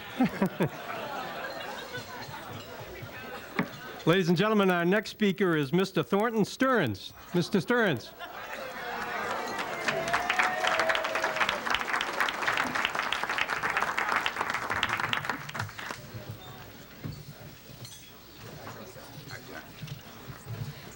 Thank you. I got it all wrong. I thought this was an auspicious occasion. But it's not. It's an Austin-spicious thing. That's pretty awful. Sorry about that. Well, the Stearnses first met the Broadhursts in the mid-'50s, and we formed with a bunch of other guys, formed a duplicate bridge group, which was a lot of fun. Duplicate bridge is horrible. Well, excuse me. I don't want to offend anybody. It's marvelous. Except that you have to worry about what other people do at other tables, and this is beyond your control. However, we've played this from then to now. We're still continuing it. And one evening, when Austin, well, the way it goes, we play somewhere between 12 and 18 hands. There are 12 people that are working on this, and they're all quite determined to win. But anyway, there was one evening a few years ago when Austin won with a fairly large margin. And he was heard to observe, "Last year I was confident, but this year I'm perfect."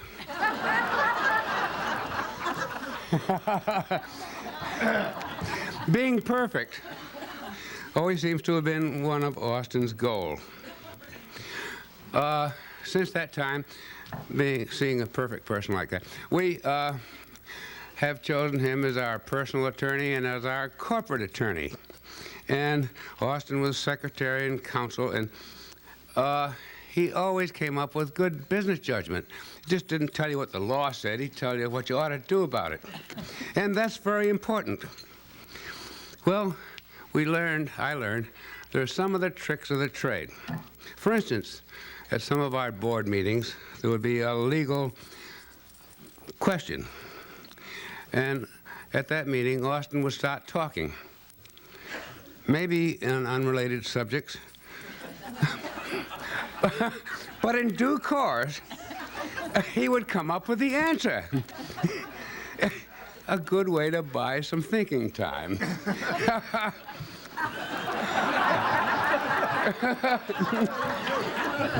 Okay. Perfection. In all ways, in all things. For instance, I understand he used to grow dahlias, which I don't know much about, but they're apparently very difficult, and you have to be very particular and very meticulous, and you have to do it right. Not only that, he dresses meticulously. He writes poems. If you call wearing bow ties with blinking lights as being proper, however, he always did that at Christmas time, which is okay. Perfection. Austin is so perfect and excellent that there are some who suggested that maybe he should be elevated to the 4th member of the Holy Trinity.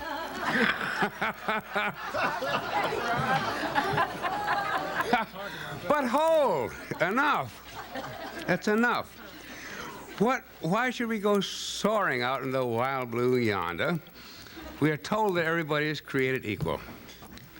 But then I noticed that in the parade just recently, there are a lot of equal people marching down the street. Little kids, 4, 5, 6, 7 years old, and some people more mature. But they were all equal. But then there were some who were more equal. Austin, in his resplendent yellow sweater, in a beautiful convertible, smiling and waving at everybody. Yes, he was more equal. He has always been more equal. And that's why I think it is fitting and proper that he should be the Man of the Year.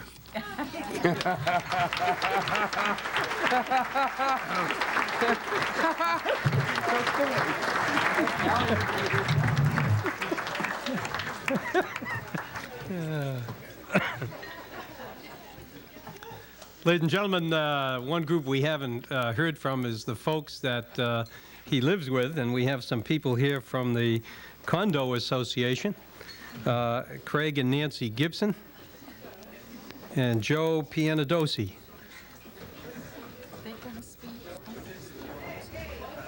They probably want your condo fees.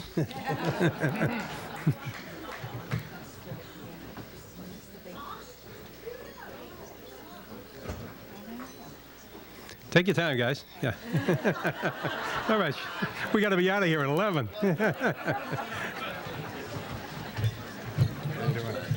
You devils. You devils, you. We had no idea. I have no faith. As John was nice enough to mention, Joe and I are neighbors of Debbie and Austin's and a number of other people at 83 Church Street.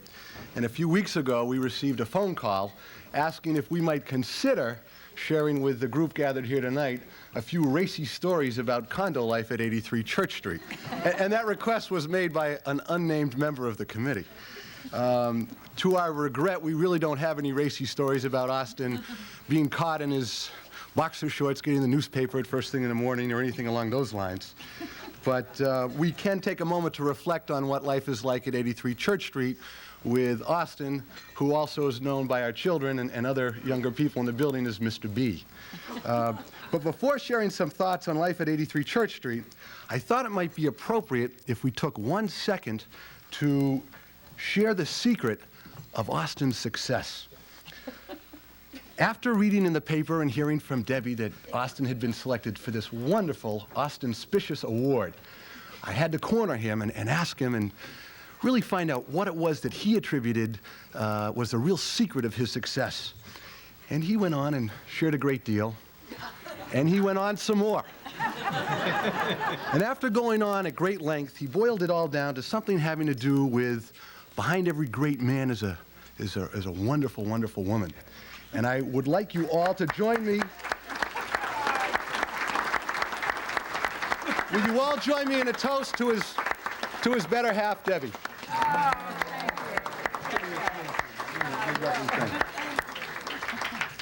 Now, for a second, I'm going to turn it over to Joe Pianadosi, and Joe serves as president of the Condominium Association, and Austin sits in on just about every meeting of the association. Thank you, Craig.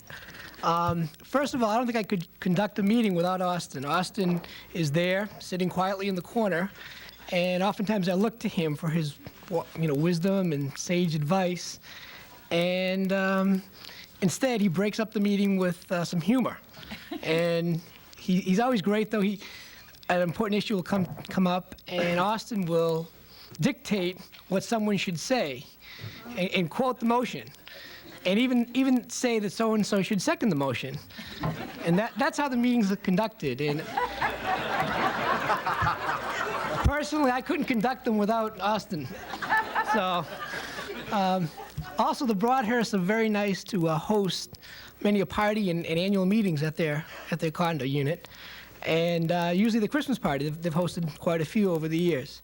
And Austin will greet the guests in his festive attire, which includes a tie with blinking lights, a bright green jacket, and red plaid pants. And not to forget his black velvet evening slippers. And that's how he greets us at the door.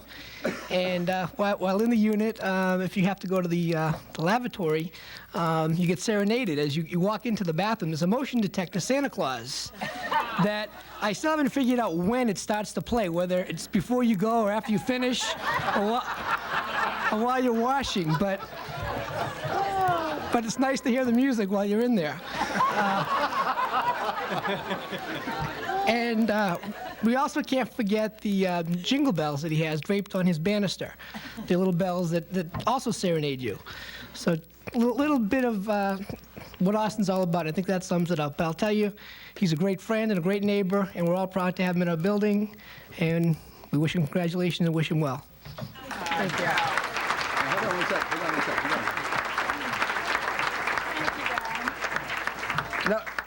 Now, in case some of you are wondering, here are some of the things you might find Austin doing at 83 Church Street. First of all, it's with great regularity that his children and his grandchildren come to visit. It's great to see them here tonight. When Deb and Austin moved into the unit that they're in, the previous owners were my parents, and they left them a leaky skylight, and I think to this day it continues to leak. Is that? That's right. Is that true? Yes. Such is life. Austin also thinks... Austin also thinks that the driveway is a racetrack, and we've come to refer to him as Mario Andretti as he comes zooming back home or zooming out. It's not unusual to find him loading or unloading, coming back and forth from or going to a trip at Squam Lake, and Austin always insists that he doesn't need any help bringing stuff upstairs, but if you offer, he's gracious enough to let you help. On any given Sunday at about 8:50, you can find Austin in his tennis togs, zipping off to play tennis, and in his mid-70s, I can tell you, because he's my partner frequently, he's still a tiger on the court. At night, at 8:50 at night. We finish at 10:30, and Austin wants to have a beer at 11 o'clock, and I say, sorry, I can't keep up with you, I gotta go to work.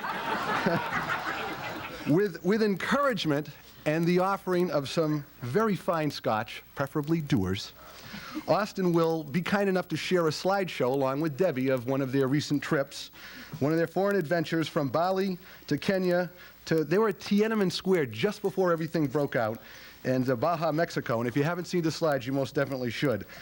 Austin can also be found at 6:55 in the morning, bustling off for a hospital board meeting of one nature or another, and he affectionately refers to it as the horse pickle. The horse pickle. Being in the investment business, sometimes it's appropriate to use analogies, market analogies. In our portfolio, our friendship portfolio, Austin is a very high-quality blue chip, a lifelong core holding that pays handsome dividends with substantial future upside appreciation. In closing, what I'd like to do is just share a poem selected by his neighbors and Nancy and our young son, Craig and Kate. They prepared this for Austin tonight. Austin, you've been a strong advisor, and you've been a great friend to so many of the people that are here tonight to celebrate this wonderful event. You've been a great friend to countless organizations, both here in Winchester and outside of town. And the poem goes like this. And this is addressed to Mr. B. Oh. And it says, to give advice is very nice, but friends can do much more. Friends should always help a friend. That's what friends are for. Austin, you're a great friend, and you always do so much more. Your friends from 83 Church Street wish you congratulations and good luck. And I want to show you what the kids did on the inside. What's that? Isn't that great? That is great. There you go. Thanks. Well, Austin and Debbie, we've heard from your friends at the library, the friends at the Mount Vernon House, the friends in the school committee, neighbors, former neighbors, many friends, and obviously a sellout crowd here appreciating all the comments. And we have one very important speaker now, and that's a member of your family, representing the family, Chip Broadhurst.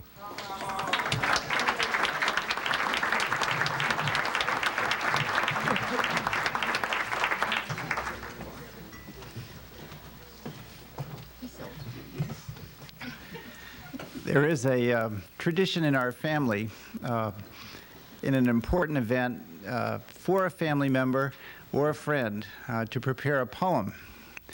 And if the truth be known, any member of our family could have prepared this poem. And had it been left open to debate as to who would prepare the poem, I doubt that any poem would be read tonight. But since it was not left open to debate, I'm doing the poem tonight.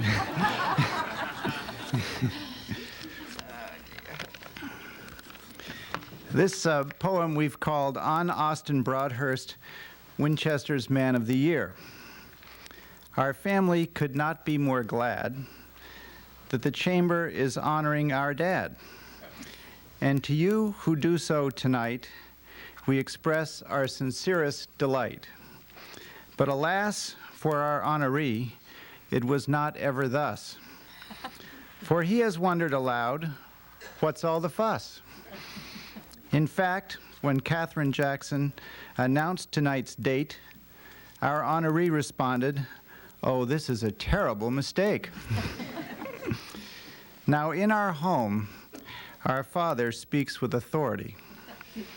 And in the law, his counsel is respected by a vast majority. So when he proclaimed this evening a nonsensical thing to do, must we, who know his talents, respect his opinion as true? He would say that the answer to our question lies in the record, the facts. And of course, we agree. So what can we say of our honoree's acts?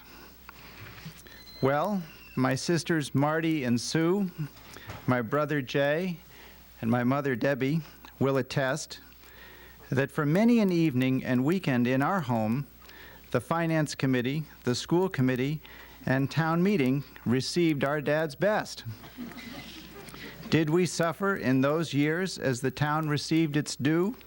On the contrary, Winchester became a better place for us too. But on a personal level, I must confess that even my dad's commitment to education pressed the limit when he moved our home from Glen Road to its Wyman School nest.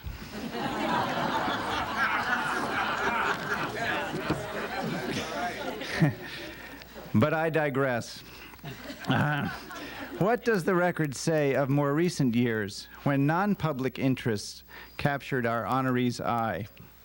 When the Epiphany Church, Mount Vernon House, the library, and the hospital became his cry. Well, of these and countless others, the deeds seem true, that, in fact, tonight's honor is most justifiably due. So now with our family, my Uncle Ed and my wife Janine, we are thrilled to join you in tribute to our father, our husband, and our brother we salute. His life of service to this town and to its institutions that he holds so dear, and to his grace, his knowledge, and his commitment to Winchester, which has truly been his other career.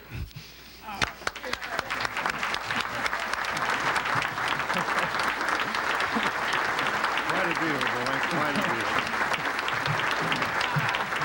Sweetie, that's beautiful.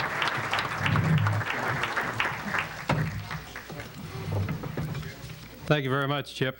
One member of the family that we neglected to introduce, we have Ruth Lowell, who's Debbie's sister-in-law, sitting at this table. Ruth?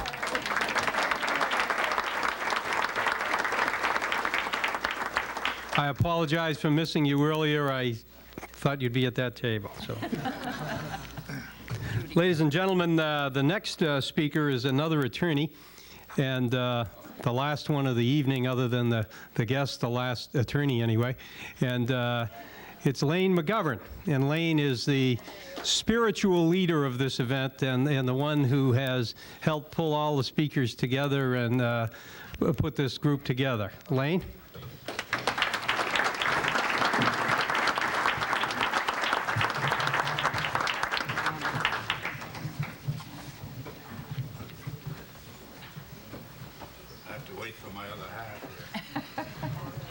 Nice tie. Where is the piano? Right behind us. You want a chair? No. Ladies and gentlemen, you will be immensely relieved to know that you yourselves are going to be the stars of the next act, which is very short. It's an audience participation extravaganza, something along the lines of Mitch Miller's Sing-Along some years back. It's a musical work entitled For Austin. Now, some of you may think when you hear this that it bears some similarity in its melody with the football fight song of a local collegiate institution. And you may be half right about that, but the words are different. The words are different. Boston College is entirely unaware that its hallowed song for Boston is being used in the manner in which we're about to use it and for the person that it's being used for. But if they did know, I have a feeling they'd be pleased as punch. I'm not positive about that, but I think they might.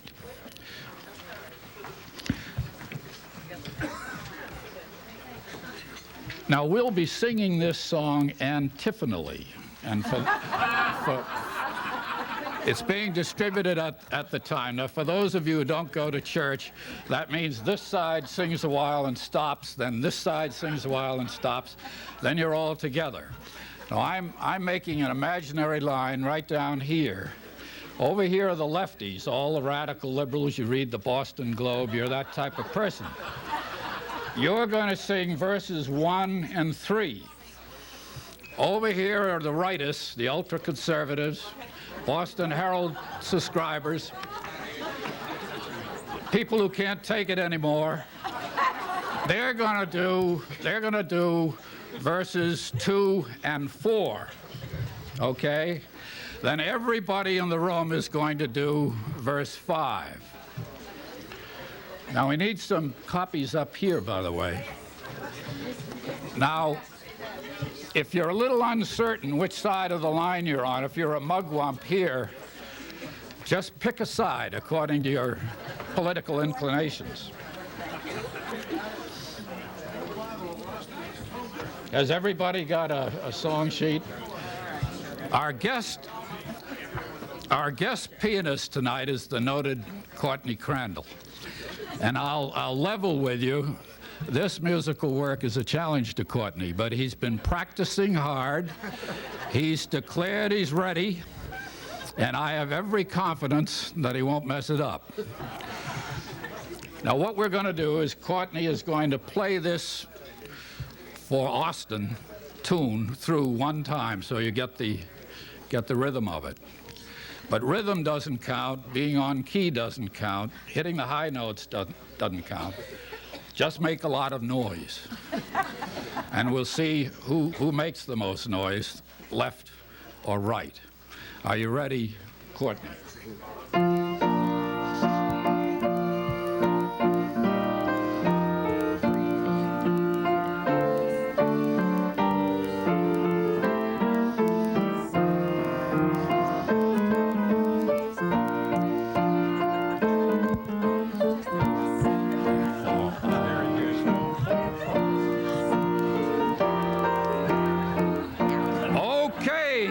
With the leftists. You ready?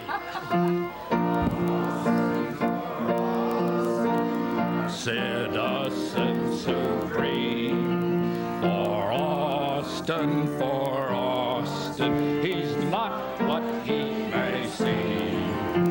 Some used to think he was an autocrat, but we all know he's just a pussycat. For Austin, me Okay, here we go. Austin, for Austin, a lawyer head to toe. For Austin, there's one thing we all know. If something can be said in a minute or two, Austin will expand it, and your ears are blue. Austin, for Austin, loquacious is the word. Okay. Austin, for Austin, our candor makes us say, this Austin, yes, Austin, he usually gets his way. But one of his pensions must be stifled and tied. He shouldn't be allowed to vent his humorous side. Whoa, Austin, no Austin, those savings bank jokes are bad. Oh, Austin, for Austin, he better have thick skin. For Austin, he'll need a rubber chin. This was a chance to give him lots of flack, because poor guy, he cannot answer us back. Poor Austin, who said that life is fair. Really loud now, everybody. For Austin, our citizen of the year. For Austin, he truly has no peer. All kidding put aside, we have got to say, this man has helped our town in every possible way. To Austin, we raise our toast in thanks.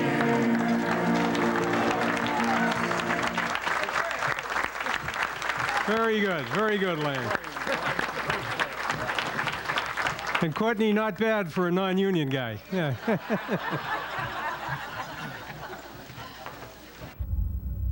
Hi, I'm John London. And I'm Dale Smith. And I'm Greg Moynihan. Join us Thursday nights at 7 when we discuss the important sports topics of the day, like the Boston Red Sox. The Red Sox? How about college hockey? Come on, NCAA tournament time, college hoops. Patriots, Bill Parcells, the guys who won Super Bowls. He hasn't won anything in Boston yet. We'll see. How about your movie rentals? The Babe. The Babe. Field of Dreams. Well, we're here to entertain you. Sports View, Thursdays at 7, right here on TV 19. Kathy Jackson. Thank you.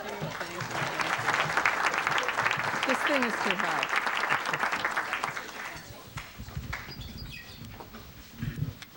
Thanks, John. Before we do anything else, I would like to thank Kathy Alexander, who is the executive director of the Chamber, and also for Pam Jervey, who is the secretary of the Chamber, for coordinating this wonderful evening tonight. Thank you very much, Kathy.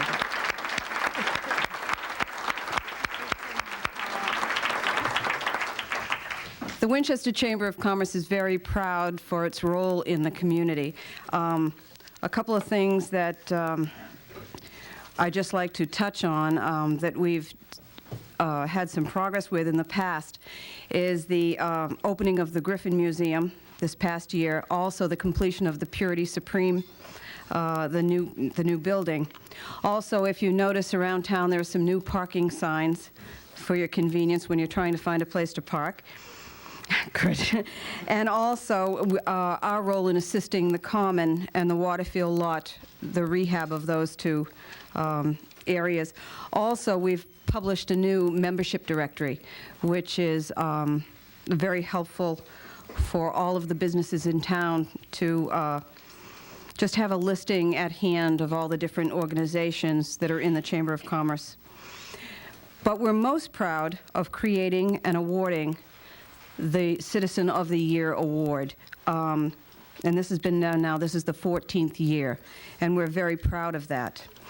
It is with great pleasure that I present the 1993 award to Austin Broadhurst. We offer Alan, could you get that? We offer this gift as a token of our esteem for the many contributions that Austin has made to the town of Winchester and for the improvement of the quality of life in this community. And I would just like to say, just briefly, thank you so much, Austin, from all of us. We deeply appreciate everything you've done for our town and for our residents. Thank you. I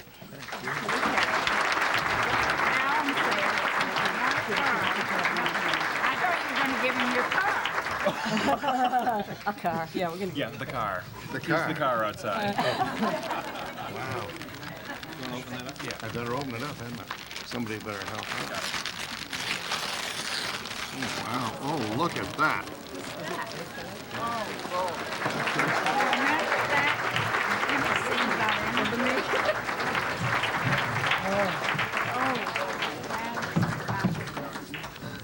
Arthur Griffin's best. I'll take that. Isn't that? Everybody see that?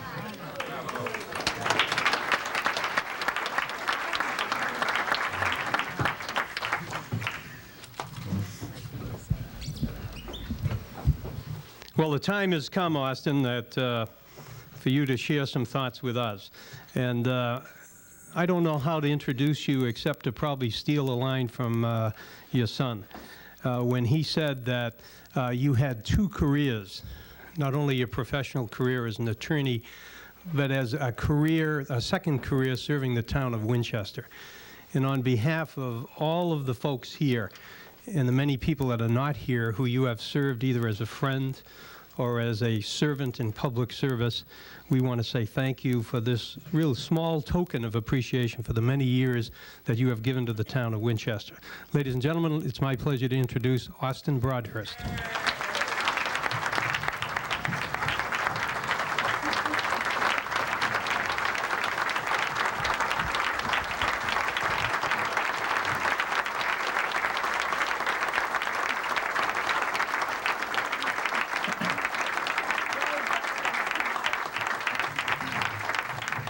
Mr. Sullivan, last time I'll speak politely to you. Honorable O'Neill, my lovely wife, the members of the chamber, my colleague on the automobile the other day, to say that this is a moment is indeed to say more than I can possibly think of saying. I had prepared a fairly long statement, but most of it I've forgotten. And I had also equipped myself with several humorous comments, all of which I seem also to have forgotten. To have my family, my children, and a great spouse, a brother, a sister-in-law, a brother, sort of, in-law, another sister in sort of in-law. I'm not quite sure how you work all that out, but anyhow, they're all great people, and it has been, well, you know, when we moved to Winchester in 1950, we lived across the street from Charlie Butler. And Charlie was then the treasurer of the Winchester Trust Company. And we had been involved a little bit in affairs in Cambridge. And I thought to myself, isn't this wonderful? We're now going to live in a new community. Nobody knows who we are. Nobody knows anything about us. And Charlie turned out to be the chairman of the Red Feather in Winchester, so that it unfortunately didn't take long before things happened. The next event, I decided the thing to do was to try to be a member of the town meeting. I had been in the town for, I guess, a year plus, so I put in my name to run for the town meeting. And I got votes, which, as I recall, added up to 3 times the number of people whom I knew. I knew 23 people, and I got, what was it, 69 votes, or whatever the number was. So the following year, I, nothing daunted, ran again. And in that year, Arthur Pratt and I came out tied for 12th. There were, or tied for 10th, excuse me, tied for 10th. There were 11 places to be filled, but of course, since 2 of us were tied for the bottom, neither of us got elected. But fortunately, Charlie, Lord, not Louis, another gentleman, whose name I think I can remember if I look here now, he was elected a selectman, Charlie Main. And he, as was the practice in those days, resigned as a town meeting member because he was, as a selectman, he was a town meeting member. So Arthur and I both made it to the town meeting by election by our peers in the town meeting, and then things sort of went on from there. Arthur was put on the Finance Committee. John Dolan was the chairman at the time. I was on the Finance Committee, and we went along. Then Arthur proceeded to get himself moved by his employer to London, and having been the vice chairman of the Finance Committee, I became the chairman of the Finance Committee, vice Arthur, and we proceeded to mess around with the Finance Committee for quite a while. Because Arthur had dropped out, we had to get a replacement, so we got Summy Andrews to come in and take over the chairmanship of the school system. And Harry Gilson, who was the superintendent at the time, made a mistake. He furnished the school committee with a list of items which he said the schools could do without if this were insisted upon. Well, when the meeting between the subcommittee of the Finance Committee and the school committee ended, Sumner, as is a good lawyer's wont, scooped up all the papers and took them along with him. And lo and behold, there was Harry Gilson's statement of what the school committee could give up. They gave it up very quickly. Well, we were very, very careful about finances. We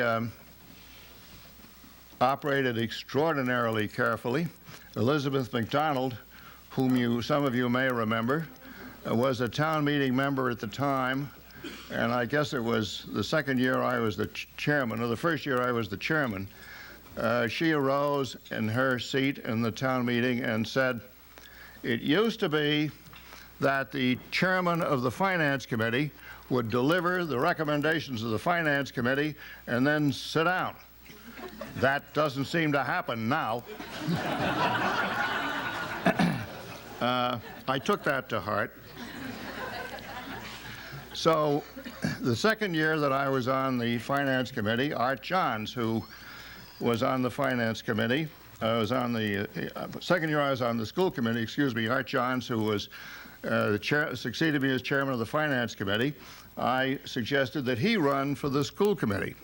Because after all, with somebody like Mary Brink, who was, you know, the first of the big spenders, it was the school committee.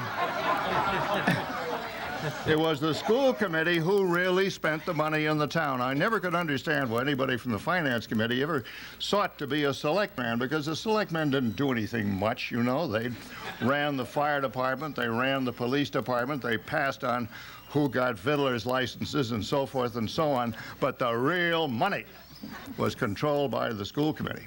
So Art came on to the school committee from the Finance Committee, and then after Art, we got Dick Ault, who had been on the Finance Committee, and the three of us were 3 out of the 6 members of the school committee, and we knew more about the school budget, of course, than any member of the finance committee who followed us along. And the result was that over that period of time, we something more than doubled the school budget. Well, after that, the finance committee, the school committee, then things went on from there, and we sort of went on and we maneuvered around. One of the things was the, as I used to think of it, was the loam pit removal committee, and we passed a bylaw which said that nobody was ever going to remove any loam from any particular spot in town. That was because Nick Fitzgerald had earlier bought a piece of land and had stripped it clean. You remember, Nick? We passed a bylaw that said you couldn't do that anymore. Well, passing all of that and passing the fact that after the Finance Committee and the School Committee, and then having an opportunity to be on the library board for a few years and being in the town meeting for quite a long time with Harry Chadwick, and started out watching Phil Wadsworth, who was the moderator at the time that I began, and Phil was a great moderator. Harrison was a moderator as well, and he's come along, you know.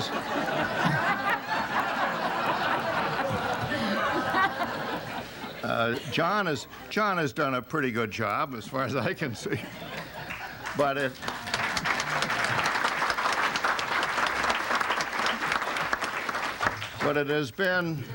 really has been a great opportunity for somebody like me who came out of the western part of the state and didn't live around Boston, to have the chance to participate in affairs in a town like Winchester, to think that perhaps you'd had a little something to do with making the town at least as good as it was when you began.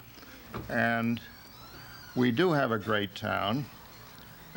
We have been able to participate, all of us have been able to participate at great length. And of course, after the, by the way, I have to say to the hospital that I do appreciate your cravats, gentlemen, because they have observed that from time to time I wear a bow tie, and every single one of them has attired himself tonight with a bow tie, which I think is just lovely of them. So with all these great people, being involved with the hospital, that's been a real joy. Being involved with the scholarship committee, and Buster has encouraged the support of the scholarships. We have spent many, many hours together trying to figure out how we could raise more money or promote people into giving more money. And well, you know, it's just been a great time. And to have this occur totally, as far as I'm concerned, basically undeserved, totally, certainly unexpected, totally everything else. This has been, sir? You do. I thought he was going to offer a benediction and I could get out of here. But benediction or no, it's a great town, a splendid town, and it'll keep on going long after the rest of us are no longer around. And let's give 3 cheers for Winchester. Thanks a lot.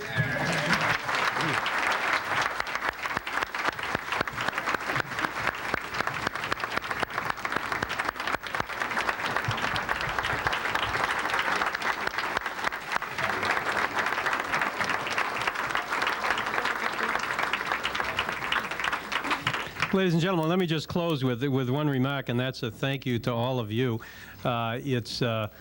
We've had 19 speakers this evening, and I think it's been great the way everybody was able to keep eating while we were going through the speeches and we could get them done.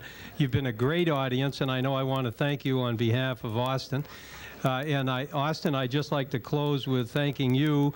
It's an honor for me to have had the opportunity to serve as the MC here tonight, and I was thrilled to do it. And I think on behalf of all the citizens of Winchester, we wish you well. Good evening, ladies and gentlemen.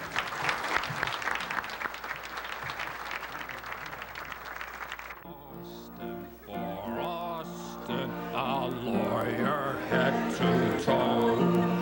For Austin, there's one thing we all know. If something can be said in a minute or two, Austin will expand it in your ears are blue. Austin, for Austin, loquacious is the word.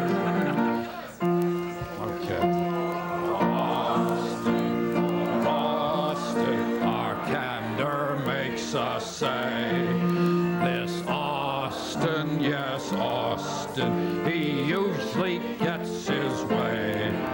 But one of his pensions must be stifled and tied. He shouldn't be allowed to vent his humorous side. Whoa, Austin, no, Austin, those savings bank jokes are bad.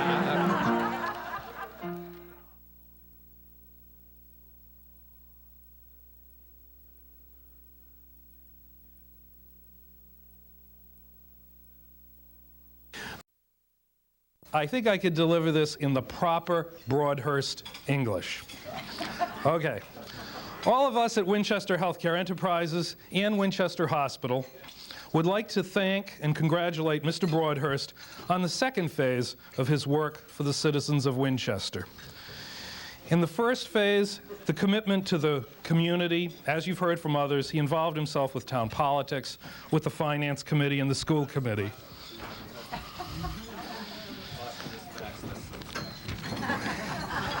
Sorry, hang on a sec. I thought I had the first paragraph right. No? Right here? Okay. I have a revision to my proclamation. We have Mr. Broadhurst's most recent facts. Thank you. Sorry, I thought I had it. Let me try again. Good try. Okay.